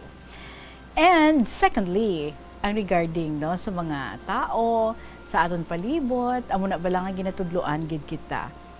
Accept and understand the people around us. Kita tanan may mga kinaiya, may uniqueness sa aton. It is good if we go out of our way and point sa iyang attention in a very nice way, no? Ang mga things nga pwede natin nga makorrect sa iya. Kumbaga, fraternal correction and hindi na mahapos because there are those nga do hindi man niya kabati lagting, hindi mo man niya mahambalan, maakig sila, but there are those nga very open and they would welcome ang imo nga ginasuggest sa ila, ang imo nga gamay nga comments sa ila for their own good. But sa nasiling ko na narisari ang mga tao sa aton nga palibot, so kinahanglan kabalo ikaw, no, to get your way around them through their uniqueness and at the same time kabalo man ikaw, no, sang pamaagi so that hindi man sila ma-offend and at the same time kilalahon mo sila, no, if they are the type nga negative, not open for suggestions or comments, or if they are the type nga super positive kag gina-welcome gid whatever it is nga luyag mo, no, nga ihambal sa ila, little correct sa ila. So kinahanglan kabalo kita sina, no, tanan-tanan. And yes, there are people who might make us disappointed, who might make us not agree sang ilang kinaiya, sang ilang manners, sang ilang attitude, sang ilang character. But nobody's perfect. Each one of us, no, may mga flaws kita. That's why there is always room for improvement. But depende ina sa tao kung paano nila man nga i-correct ang ilang mga flaws. Una gid, if they accept nga may kakulangan gid man sila, no, may attitude nga do hindi manami kag pwede pa nga ma-improve. Una gid na, no, nga kinahanglan nga i-acknowledge ang isa ka tawo. But if ikaw luyag mo, no, nga i-point out sa iya hamba ko nakaina, you have to go through your way, no, sa ilang nga uniqueness kag kumbaga kabalo ka bala mag lihay-lihay and at the same time kunon mo gid-anay at tantsaron mo gid-anay, no, ang characters ng isa ka tawo before ikaw nga magmuno sa iya anything. But of course sa imo yang bahin, gusto mo man kun tani, no, nga mangin just man siya kag mangin insakto lang ang iyang pagpili kag kun tani, no, nga nagakaigo lang gid ang tawo nga iyang pilion. But as I have said, may mga amugid sina nga mga tawo sa aton nga palibot. So it is either nga batuno nato nina or we find ways para nga ma-relay somehow mapalabot sa ila, no, ang mga butang at pwede pa man nga kung tani nga mapaayo nila. Ina depende kung how open they are as a person. Anyway, thank you so much gid sa imo ang isa ka tawo nga talented, knowledgeable kag very fitted para sa isa ka posisyon, no matter ano ka pugong, no, sa isa ka tawo or pila ka tawo, kung ang inaya nga tawo mag-excel, ma-excel gina siya yan, no matter what, diba? Thank you so much gid sa imo again, Lolo Erning, for the story nga gin-share mo diri sa aton sa sininga hapon. Uy, sundanay naman sila. Last time, sundanay sila. Sundanay na naman sila. Up next, story from student mom of Lambunaw. 2:25 ang aton nga oras. Magkapanabalik ang KLP with Tita Regine pagkatapos ng gids. Ang pila ka mga importante nga mga pahibalo. Madamo sa aton ang hindi katulog kung wala sang electric fan. Yari ang pila sa hindi manaming epekto sa paggamit sa fan kada gabi. Congestion, ang naga-circulate kahangin halin sa mga fans, ama kapadry sang baba, ilong kag tutunlan. Allergies, masami nga madala sa hangin ang mga yabok na naga-trigger sang allergies. Makatugas ang muscle cramp ang hangin nga naghalin sa mga electric fan. Amo nga kun kaisa, may eksperyensyahan ang masakit nga lawas kung magbugtaw. Importante man nga regular nga tinluan ang fan blades, agad masigurado nga hindi ini pagkiniran sang yabok. Sa patatas, masami ginahaboy na lang nato ng panit. Suno kay Dr. Cynthia Sass, isa ka nutritionist, ang panit sang patatas na makabulig sa increased potassium intake. Ang potato skins nagaprovide man sang source sang iron nga isa ka essential mineral nga ang primary function nagalakip sang pagsuporta sang red blood cell function. Ini nga cells nagakontain sang dako nga amount sang hemoglobin, ang protein nga nagabind sa oxygen halin sa ginahaklo ang hangin kag ginadala ang oxygen sa bilog nga lawas. Kaunta sang La Paz Batchoy. Ang Iloilo ang kilala bilang home of La Paz Batchoy. Mahimo kagid nga maglibot sa Iloilo, mag-food trip, kag ikaw mismo ang maghusgar kung ano ka namit ang La Paz Batchoy. Pwede mo gid ma-enjoy ang La Paz Batchoy nga may pandesal kag puto. Butangi man sang gamay nga paminta kag patis ang sabaw. I-mix sang maayo. Kag enjoy. Kung kulang pa kag wala pa nabusog, pwede gid nga magpadugang sang sabaw. Yari ang mga household level fire safety measures nga dapat tandaan agud makalikaw sa sunog sa balay. Hindi magbutang o kung magtipon sang flammable substance o kung chemical nga makatugas ang sunog sa kusina o kung sa sulod sang balay. Ipalayo man sa mga kabataan ang pospro kag lighters. Patya ang kalayo kag baga matapos ang pagluto sa kusina. Siguraduhon nga wala nagasungaw kag pirmi limpyuhan ang mga kerosene kag gas stoves. Tandaan, ang paglikaw sa sunog sa sulod sa balay, responsibilidad sang bilog nga pamilya. Atensyon sa mga mahilig magamit sang aircon. Nagpaandam ang medical expert batok sa mga balatian nga mahimo makuha gikan sa sobra-sobra nga paggamit sini.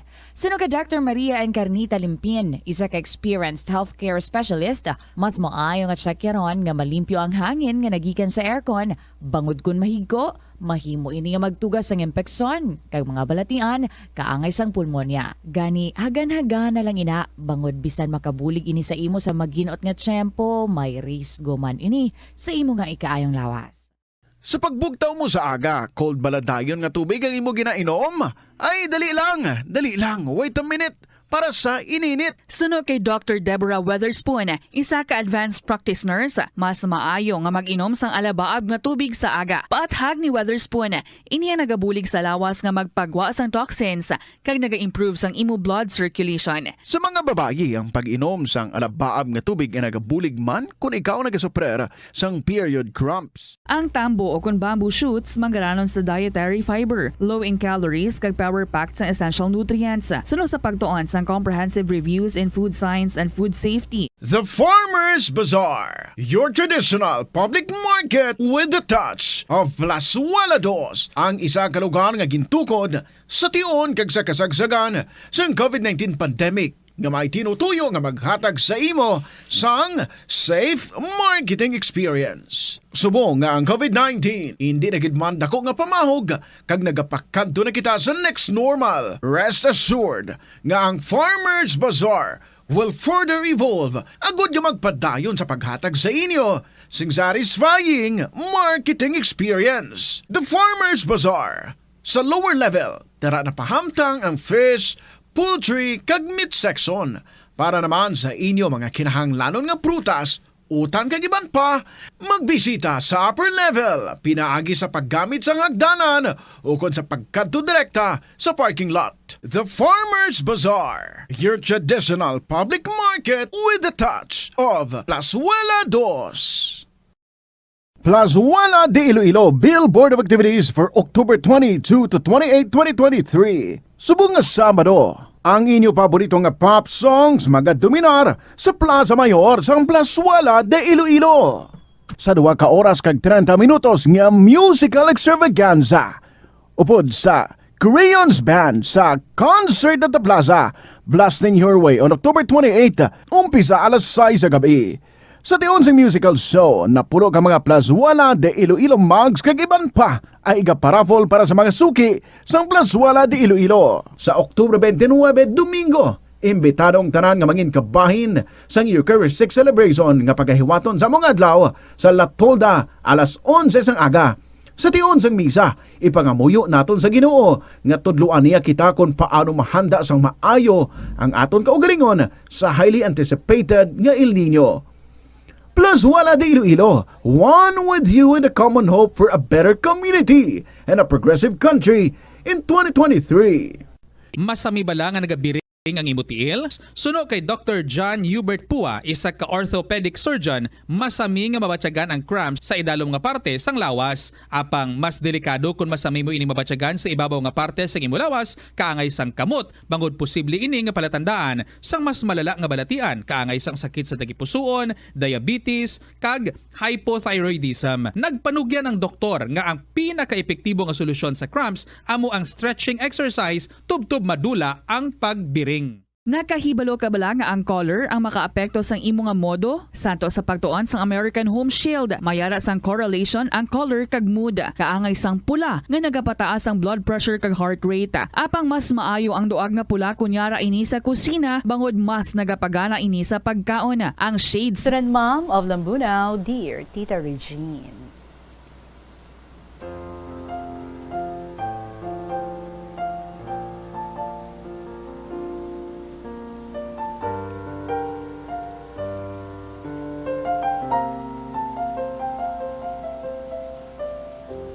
Bale, rest day ko subong.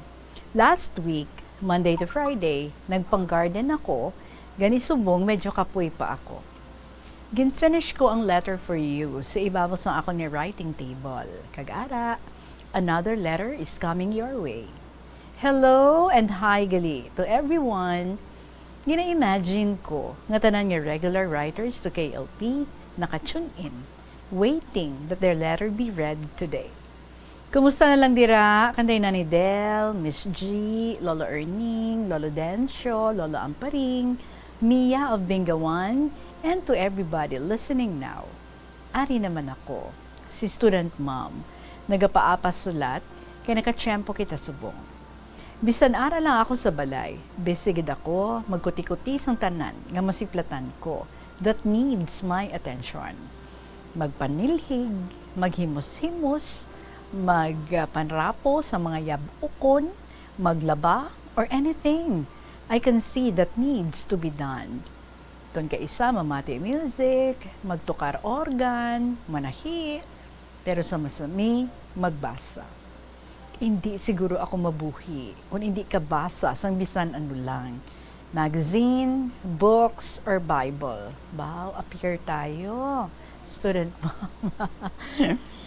Bisan kung kaisa, ginaliwat-liwat ko basa ang mga manami nga articles nga nabasahan ko na. Reading is one of my favorite hobbies ever since nakatuon ako basa. I remember ang mga books nga ginbakal ko sang dalaga pa ako. Until now, ara pa sa balay namon sa Manila. Ginahulam-hulam sa mga hinablos kag kaapuhan. May pocketbook man ako sa mga poems. Nadumduman ko gali, Tita Regine. Sang basahon mo ang ginpadala nga poem ni Miss G, ang Psalm of Life, favorite ko gid ini. Kagas sa subong memorize ko. Gina-recite ko ini bisan nagahugas pinggan ako or nagalaba, agud hindi ko malipatan. Happy ako sang basahon mo ini. Gani, thank you Miss G for sending this poem. We miss Miss G. Miss G, kumusta ka na da? Di na mga istorya mo. Kumusta ng love life? Anyway, to continue. It reminds me sang ipa-memorize ini sa amon, sang amon nga English instructor sa college. Including Invictus, kagang elegy, written in a country churchyard. Kanami sa mga sini. Kay very meaningful ang mga verses. Mahilig man gali sa poem si Miss G. So thanks again, Tita Regine and Miss G. Tita, nabasahan ko sa isa ka article nga nagasiling, the garden of our heart needs constant weeding and care. Hilamunan, no? Like any successful garden, we have to do something hard to transform an ugly site or part of our garden. Removing stones, cultivating and adding topsoil before planting our chosen trees or grass. We also have to keep it watered. It needs consistent care to remove invading thorns and weeds. Remain neglected, it will be covered with weeds and grasses. Like this garden, Diligence in work can also be applied for the care of our soul.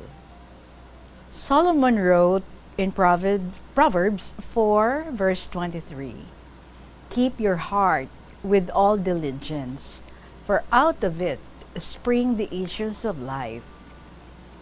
Nag-find time ka bala to take care or to care for your soul? The thistles of self-interest grow naturally within us, while the fruit that pleases God require constant weeding and watering through prayer, confession, and obedience to the Lord. Without this, the soil of our hearts will become choked with the thorns of trivial pursuits and greed. D.J.D., an author, once wrote, "One little sin, what harm can it do? Give it free rein, and soon there are two. Then sinful deeds and habits ensue. Guard well your thoughts, lest they control you." Tita Regine, sa isay ko subong, anahanungod sa duwa ko ka mga friends, sa ato pa ako sa Manila. Sila amo kanday maming kag siligaya. Mga close friends ko sila, kag ururupod kami sa pagkadto sa mga parties. Si maming, classmate ko sa high school, 3rd year kag 4th year. Maalam si maming, guwapa, sexy, kag isa ka declaimer. Upod man kami as staffers ng amon nga campus paper, The Wall, sang amon nga high school. Ambisyosa si maming, mataas ang pangarap sa buhay, bisan karaniwan lang ang estado nila sa kabuhi. Sa isa ka bes, partner kami ni maming sa isa ka activities sa amon nga English subject. Culminating activity namon, ang pag-present sa isa ka drama nga na-discuss namon sa klase. Content ini kagin present namon duha ang isa ka part sang story nga Cleopatra's Dying. To grabe practice namon nga duha kag memorize namon ang amon part. So kami nga duha ang nagdaog. High school pa lang kami. Kabalo na si maming mag-type kag steno. Pagka-graduate namon, nakasulod siya bilang isa ka typist kag stenographer sa isa ka government agency. Diri, ginpangaluyagan siya sang iya nga boss. Nagpatol si maming, bisan may asawa na ang iya nga boss. Ginahatagan siya sinisang damo nga kwarta kag regalo. Later on, gin-invite niya kami kag iban pa namon nga mga friends nga mag-visit sa bag-o niya nga business, isa ka beauty parlor. Regalo ini sa iya, sang iya nga lover. Kanami isang parlor, kompleto sa gamit, kag-ara sa isa ka wealthy part sa business community. Sang time nga ini, nag-work naman ako bilang isa ka hospital attendant. Daw compare ko sa kaugalingon ko ang sitwasyon namon ni maming. Tama kalayo ang amon sitwasyon. Sadto, naisip ko, successful siya sa iya nga dream sa kabuhi. Medyo nahisa pa ako sa iya, thinking na may kaugalingon na siya nga business, only to find later on na mas maayo pagali ang akong sitwasyon. Na-discover sang asawa sang lover ni maming ang ila sikreto. Kag tanan nga ara sa iya, nadula. Upod na ang iya nga ka-live-in. Sang ulihi, nagpalapit sa akon si maming nga nagahulam kwarta. Nagkasakit ang bag-o niya nga bana. Naluoy ako. Gani bisan gamay lang, ginpahulam ko siya. Nagsiling si maming sa amon nga friends niya. Nga ginhinulsulan niya ang mga early decisions niya in life. Kag napatod niya nga wala tuod-tuod nga kalipay sa isa kasala nga sitwasyon. Maayo na lang kay wala siya magbata sang upod sila sang ka-live-in niya. Pero dogin pinahan siya later on bangod sa iya mga sala nga decisions.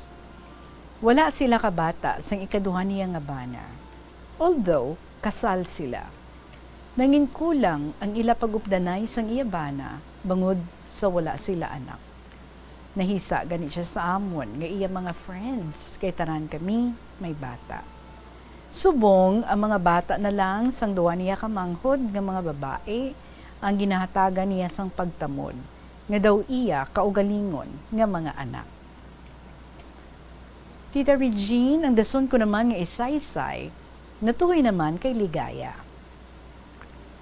Isa ko man ka best friend. Guwapa si Ligaya, sexy ang lawas, kag may long hair. Dream ni Ligaya ang makapa-Amerika. Wala siya katapos college pero maalam. Mahilig siya nga makipag-friend sa mga foreigners. Bangod luyag niya nga makapangasawa sa isa ka foreigner nga magadala sa iya sa abroad. Pangasawa, no? In Tagalog, mamana. Sa Hiligay nun. Alright. So isa ka German citizen ang una nga nangin banabana ni Ligaya. Dugay man sila nga nag-upod, pero sang ulihi, wala man siya ginupod sini sa magbalik sa Germany. Wala sila bata. Later on, isa naman kakano ang naka-live-in ni Ligaya. Nalipay siya, kagin promisahan siya sini, nga dalun siya pagbalik sa States. Kag natuman ang dream ni Ligaya nga makatapak sa land of promises. Pero, hindi naging successful ang ila pag-updanay sang kano. Kay later on, nag-separate sanda. Wala man sila makasal. Gani mahapos sa kada isa sa ila ang mag-separate kag mga sawas ang iban. Kano mangod ang nangin partner ni Ligaya, kag this time, ginpakaslan siya. Ay, okay. May duha sila nga anak, puro lalaki. Nangin happy and successful ang marriage ni Ligaya. Tita Regine, tama kabuhay na sa ulihi kami mag-updanay. Subong, wala na ako sang balita about maming and Ligaya. Always ko silang gina-include sa akon nga mga prayers. Nakabay pa, hindi na sila liwat, magtalang sa banas sang ilang pangabuhi. Tani, ara lang sila always sa Ginoo, kag ara sa maayo nga kahintangan. So Tita Regine, hasta diri na lang anay ang akong nga sulat, kag kabay pa, as the Lord wraps His loving arms around us, we are able to embrace others with the comfort with which we ourselves are comforted by God. So bye-bye to all and God bless. Sincerely, Student Mom of Lambunaw.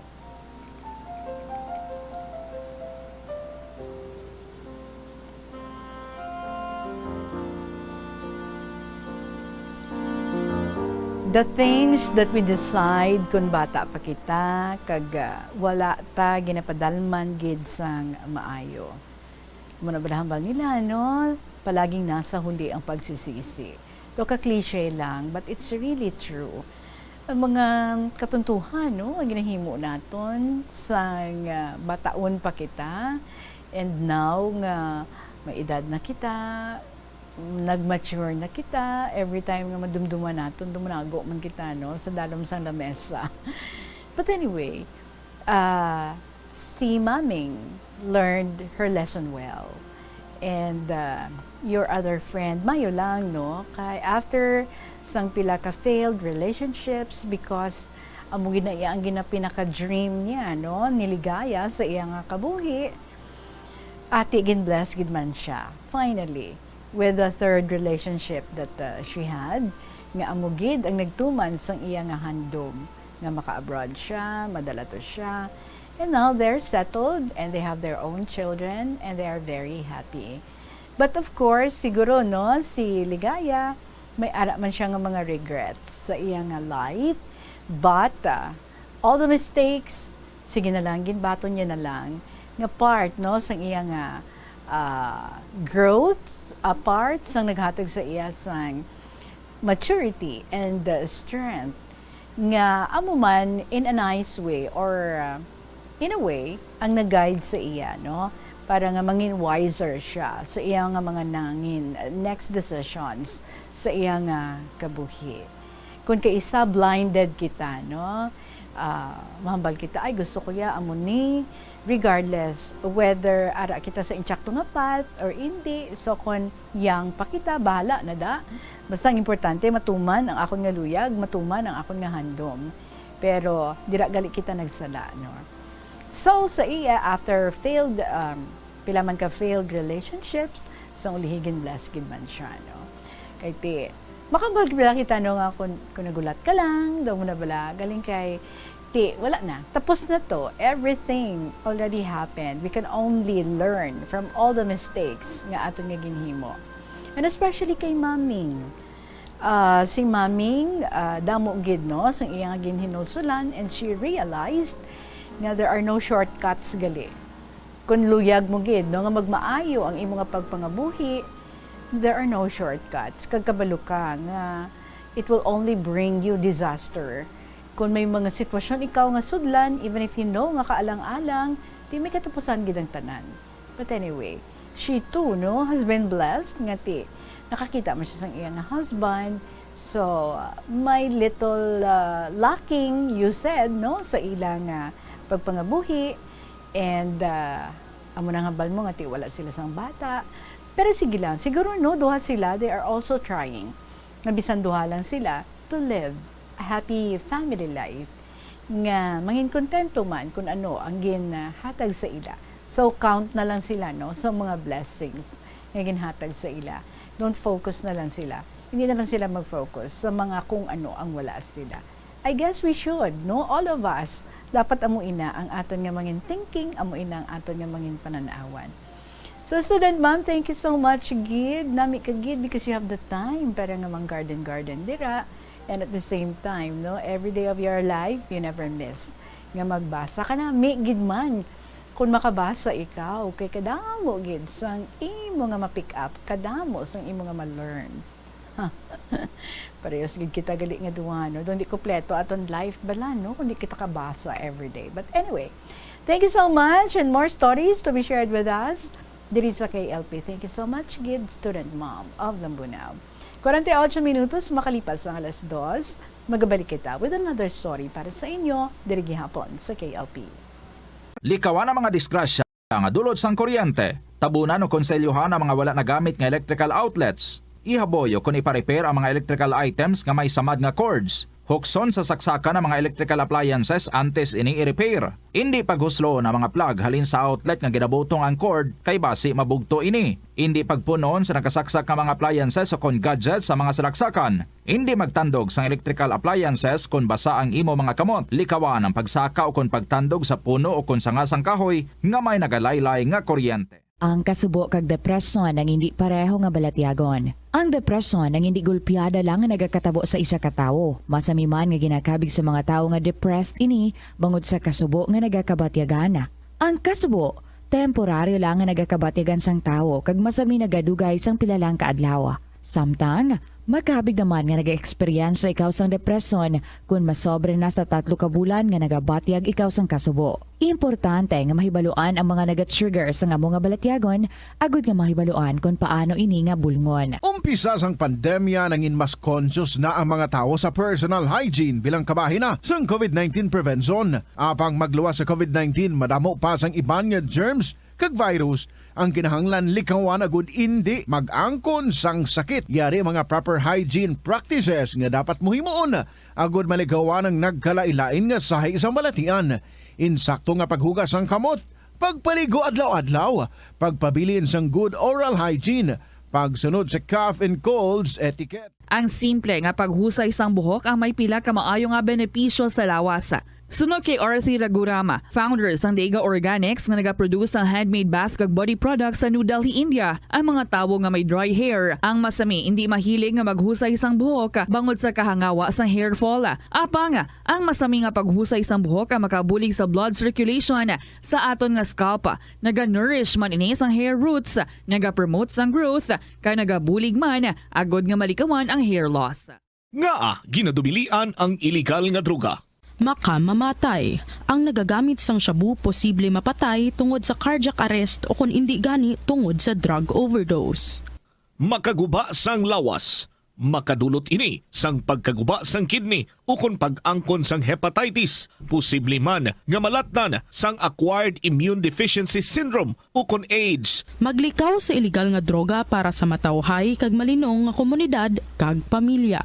Masami ka man bala sa gihapon makabaton sa mga mensahe o kon mga nagahambal nga nagdaog kamo sang dako nga kantidad apisar wala naman kamo sang may ginintrahan nga naman yung raffle. Kun huo ang imo sabat, ignore na lang ina nga mensahe kag hindi na paghatagan pa sang kahigayonan nga maengganyo kamo kag mahulog sa ila nga pagpanunto. Ini ang modus sa mga kawatan nga kon kamo ang mahulog sa ila malain nga plano. Amo na ina ang pagkuha nila sang inyo nga mga personal nga impormasyon. Apang hindi magkabalaka bangod mayara sang layi nga nagabulig sa mga biktima sang financial scam. Isa ka man bala sa mahilig magsuksok sang skinny jeans? Manami ini nga isuksok bagod nagahurumagi ng kanami sang legs ang isa katawo. Sunog kay Dr. Hillary Jones, Tena Brand Ambassador sa Texas, may dako man nga epekto sa lawas ng lalaki ang pagsuksok sang skinny jeans. Iyaring pila kamalain nga epekto sa pagsuksok sang skinny jeans. Makatugas ang permanenteng muscle damage. Mas maayo suno sa eksperto nga maggamit sang cotton fabrics. Agod mangin komportable kag magkalikaw sa hindi maayong epekto sa lawas sang skinny jeans. Paano bala mahibaloan ang isa ka impormasyon nga nagapatalang? Ukon sala. Una, i-check gid ang source kung sa diin inihalin. Kung ang impormasyon halin sa reputable news outlet, makitaan ini sa ilang website.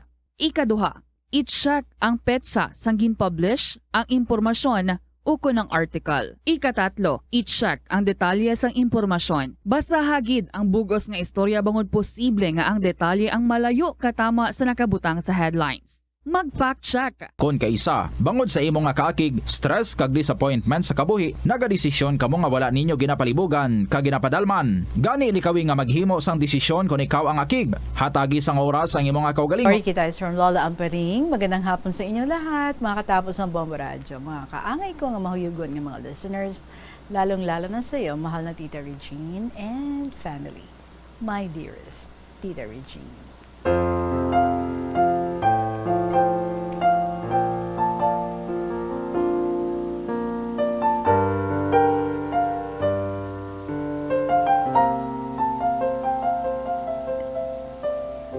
Ang duya ko i-share sa imo karon ang ako nadumduman nga mga helpers o mga kabulig namon.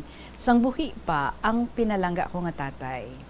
Sang una, sang wala pa ako nag-eskwela, medyo maayo-ayo pa ang amon nga pagpangabuhi.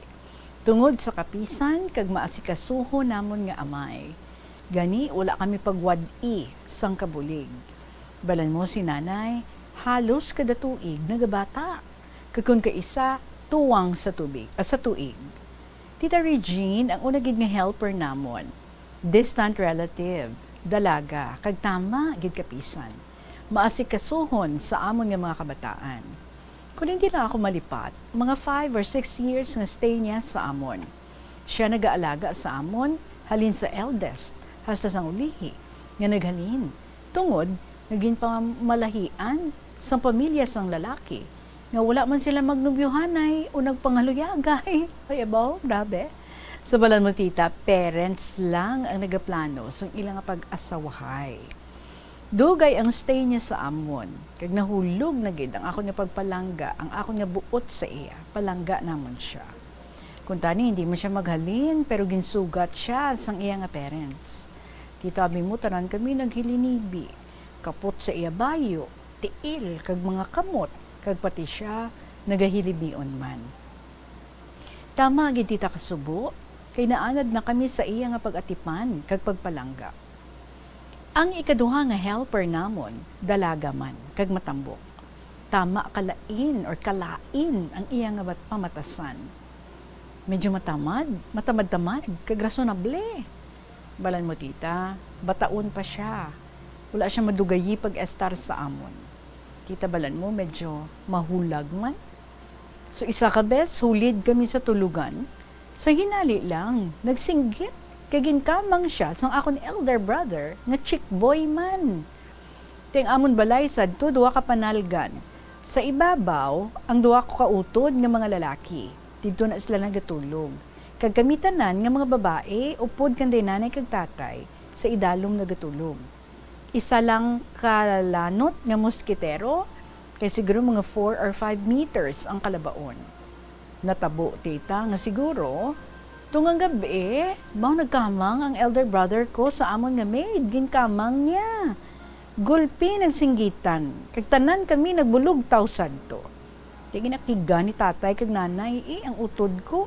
Siling niya, nasa lapay lang kuno niya, kay tuyo niya, mangihi lang.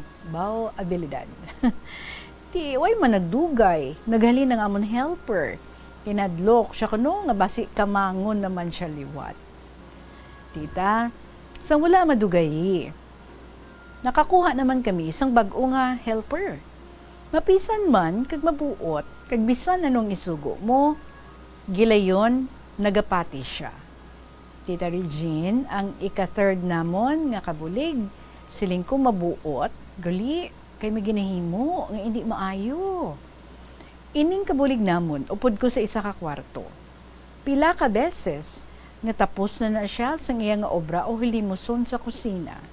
Ginahulat ko o permi ko ginahagad, nga siling ko matulog na kita. Pero tita, mga pila ka beses, nga ginapauna niya ako sulod sa kwarto, kag magtulog. Natingala ako nga pila ka beses, may nabatian ako nga panihol o whistle sa likod sang amon kusina. Abi ko iyan, wag pahuway-huway lang ang panday sang akon magulang. Sang ulihi, ginpanilagan ko. Pero wala man ako sang nakita. Gali tita, baw ginapatulog niya ako bag umagkadto sa nagapanihol sa gwa sang amon kusina. Mga pila ka bulan, kada gabi, baw nagasuka-suka. Kag masakit ko nung iyatyan. Ginpatanaw sa doktor wakwak o serwano, kag ginpainom sang something nga tama kapait kay gali para mahulog ang iya ginadala. Ay buntis gali, amo ato nga permi nagavomit. Wala gid mahulog. Bisan sige-sige ang inom niya sang amo nga mapait nga bulong. Siling ko ganit sa iya nga pareho man lang ang sudan naton nga permi kaya nagasuka-suka. Tihipos-hipos na siya. Kay gali, permi sila nagaupod sang panday kada gabi kung tulog na gid ako. Tita Regine, sang ulihi medyo nagadako-dako ng iya nga busong, so naglisensya nga mahalin kag mapauli sa Mindanao sa iya pamilya. Nagpadayon sa paglakat sa Mindanao kag didto nagbata sang isa ka lalaki. Sang mag-teenager na ang iya bata, nagpauli diri sa banwa namon kag nagpakigkita sa iya amay. Nakabati kami nga naman ang kabulig namon sa Mindanao. Mayo man, kagin sa pupuman sang iya amay ang ilang anak. Sang ulihi, nakapangasawa man sang amon paryente, kag may anak nga duha ka lalaki. Ang lalaki bale, no? Susubong ang isa ka anak, siman, kag ang isa, nagabulig sang ilang negosyo nga baboy kag karne sa tindahan. Mga mabuot man sila nga mga bata. Sang dito pa ako sa Santa Barbara, nagpakilala gani sa akon, kay medyo nalipat na ako sa ila. Sang ulihi, nakakuha man kami sang kabulig, pero hindi nagdugay kay nag-break out ang World War II. Nagpauli na lang sa maasin, kag wala mag-upod sa amon sa bakwitan. So napatay si tatay at the age of 42, kag amuman ang pag-umpisa sang gera. Way na kami kabulig, kay tama kapigado na ang kapangabuhi namon, halin sang pagtaliwan ni tatay. Pigado na ang amon nga pagpangabuhi. So lastly, here's my love, kisses and prayers to all, especially to you, Tita Regine. Lovingly, Lola Amparing. And the poem, Mapagkumbaba. Taong mapagkumbaba, mahal ng kapwa, awa at grasya ng Diyos ay laging handa. Mahal na mahal kahit dukha, madaling matutulungan kahit sino man. Kahit anuman marinig na kasamungan, binabaliwala o di pinapansin, kaya magkakaroon ng kamahalan kung laging ugaling mapagkumbaba. Kung tayo ay mapagkumbaba, walang ugali ang kayabangan. Darating ang problema, kaagad matutulungan, liligaya ang buong katawan. Huwag itanim sa utak natin ang galit sa nakasala. Iwasan ang galit at bulong-bulungan.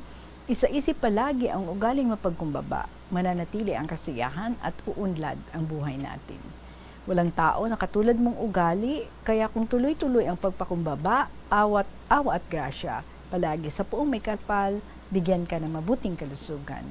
Karaniwan taong sobra-sobrang yaman, ugali ay kayabangan at taas moo, pambihirang magkakaroon ng mga kaibigan.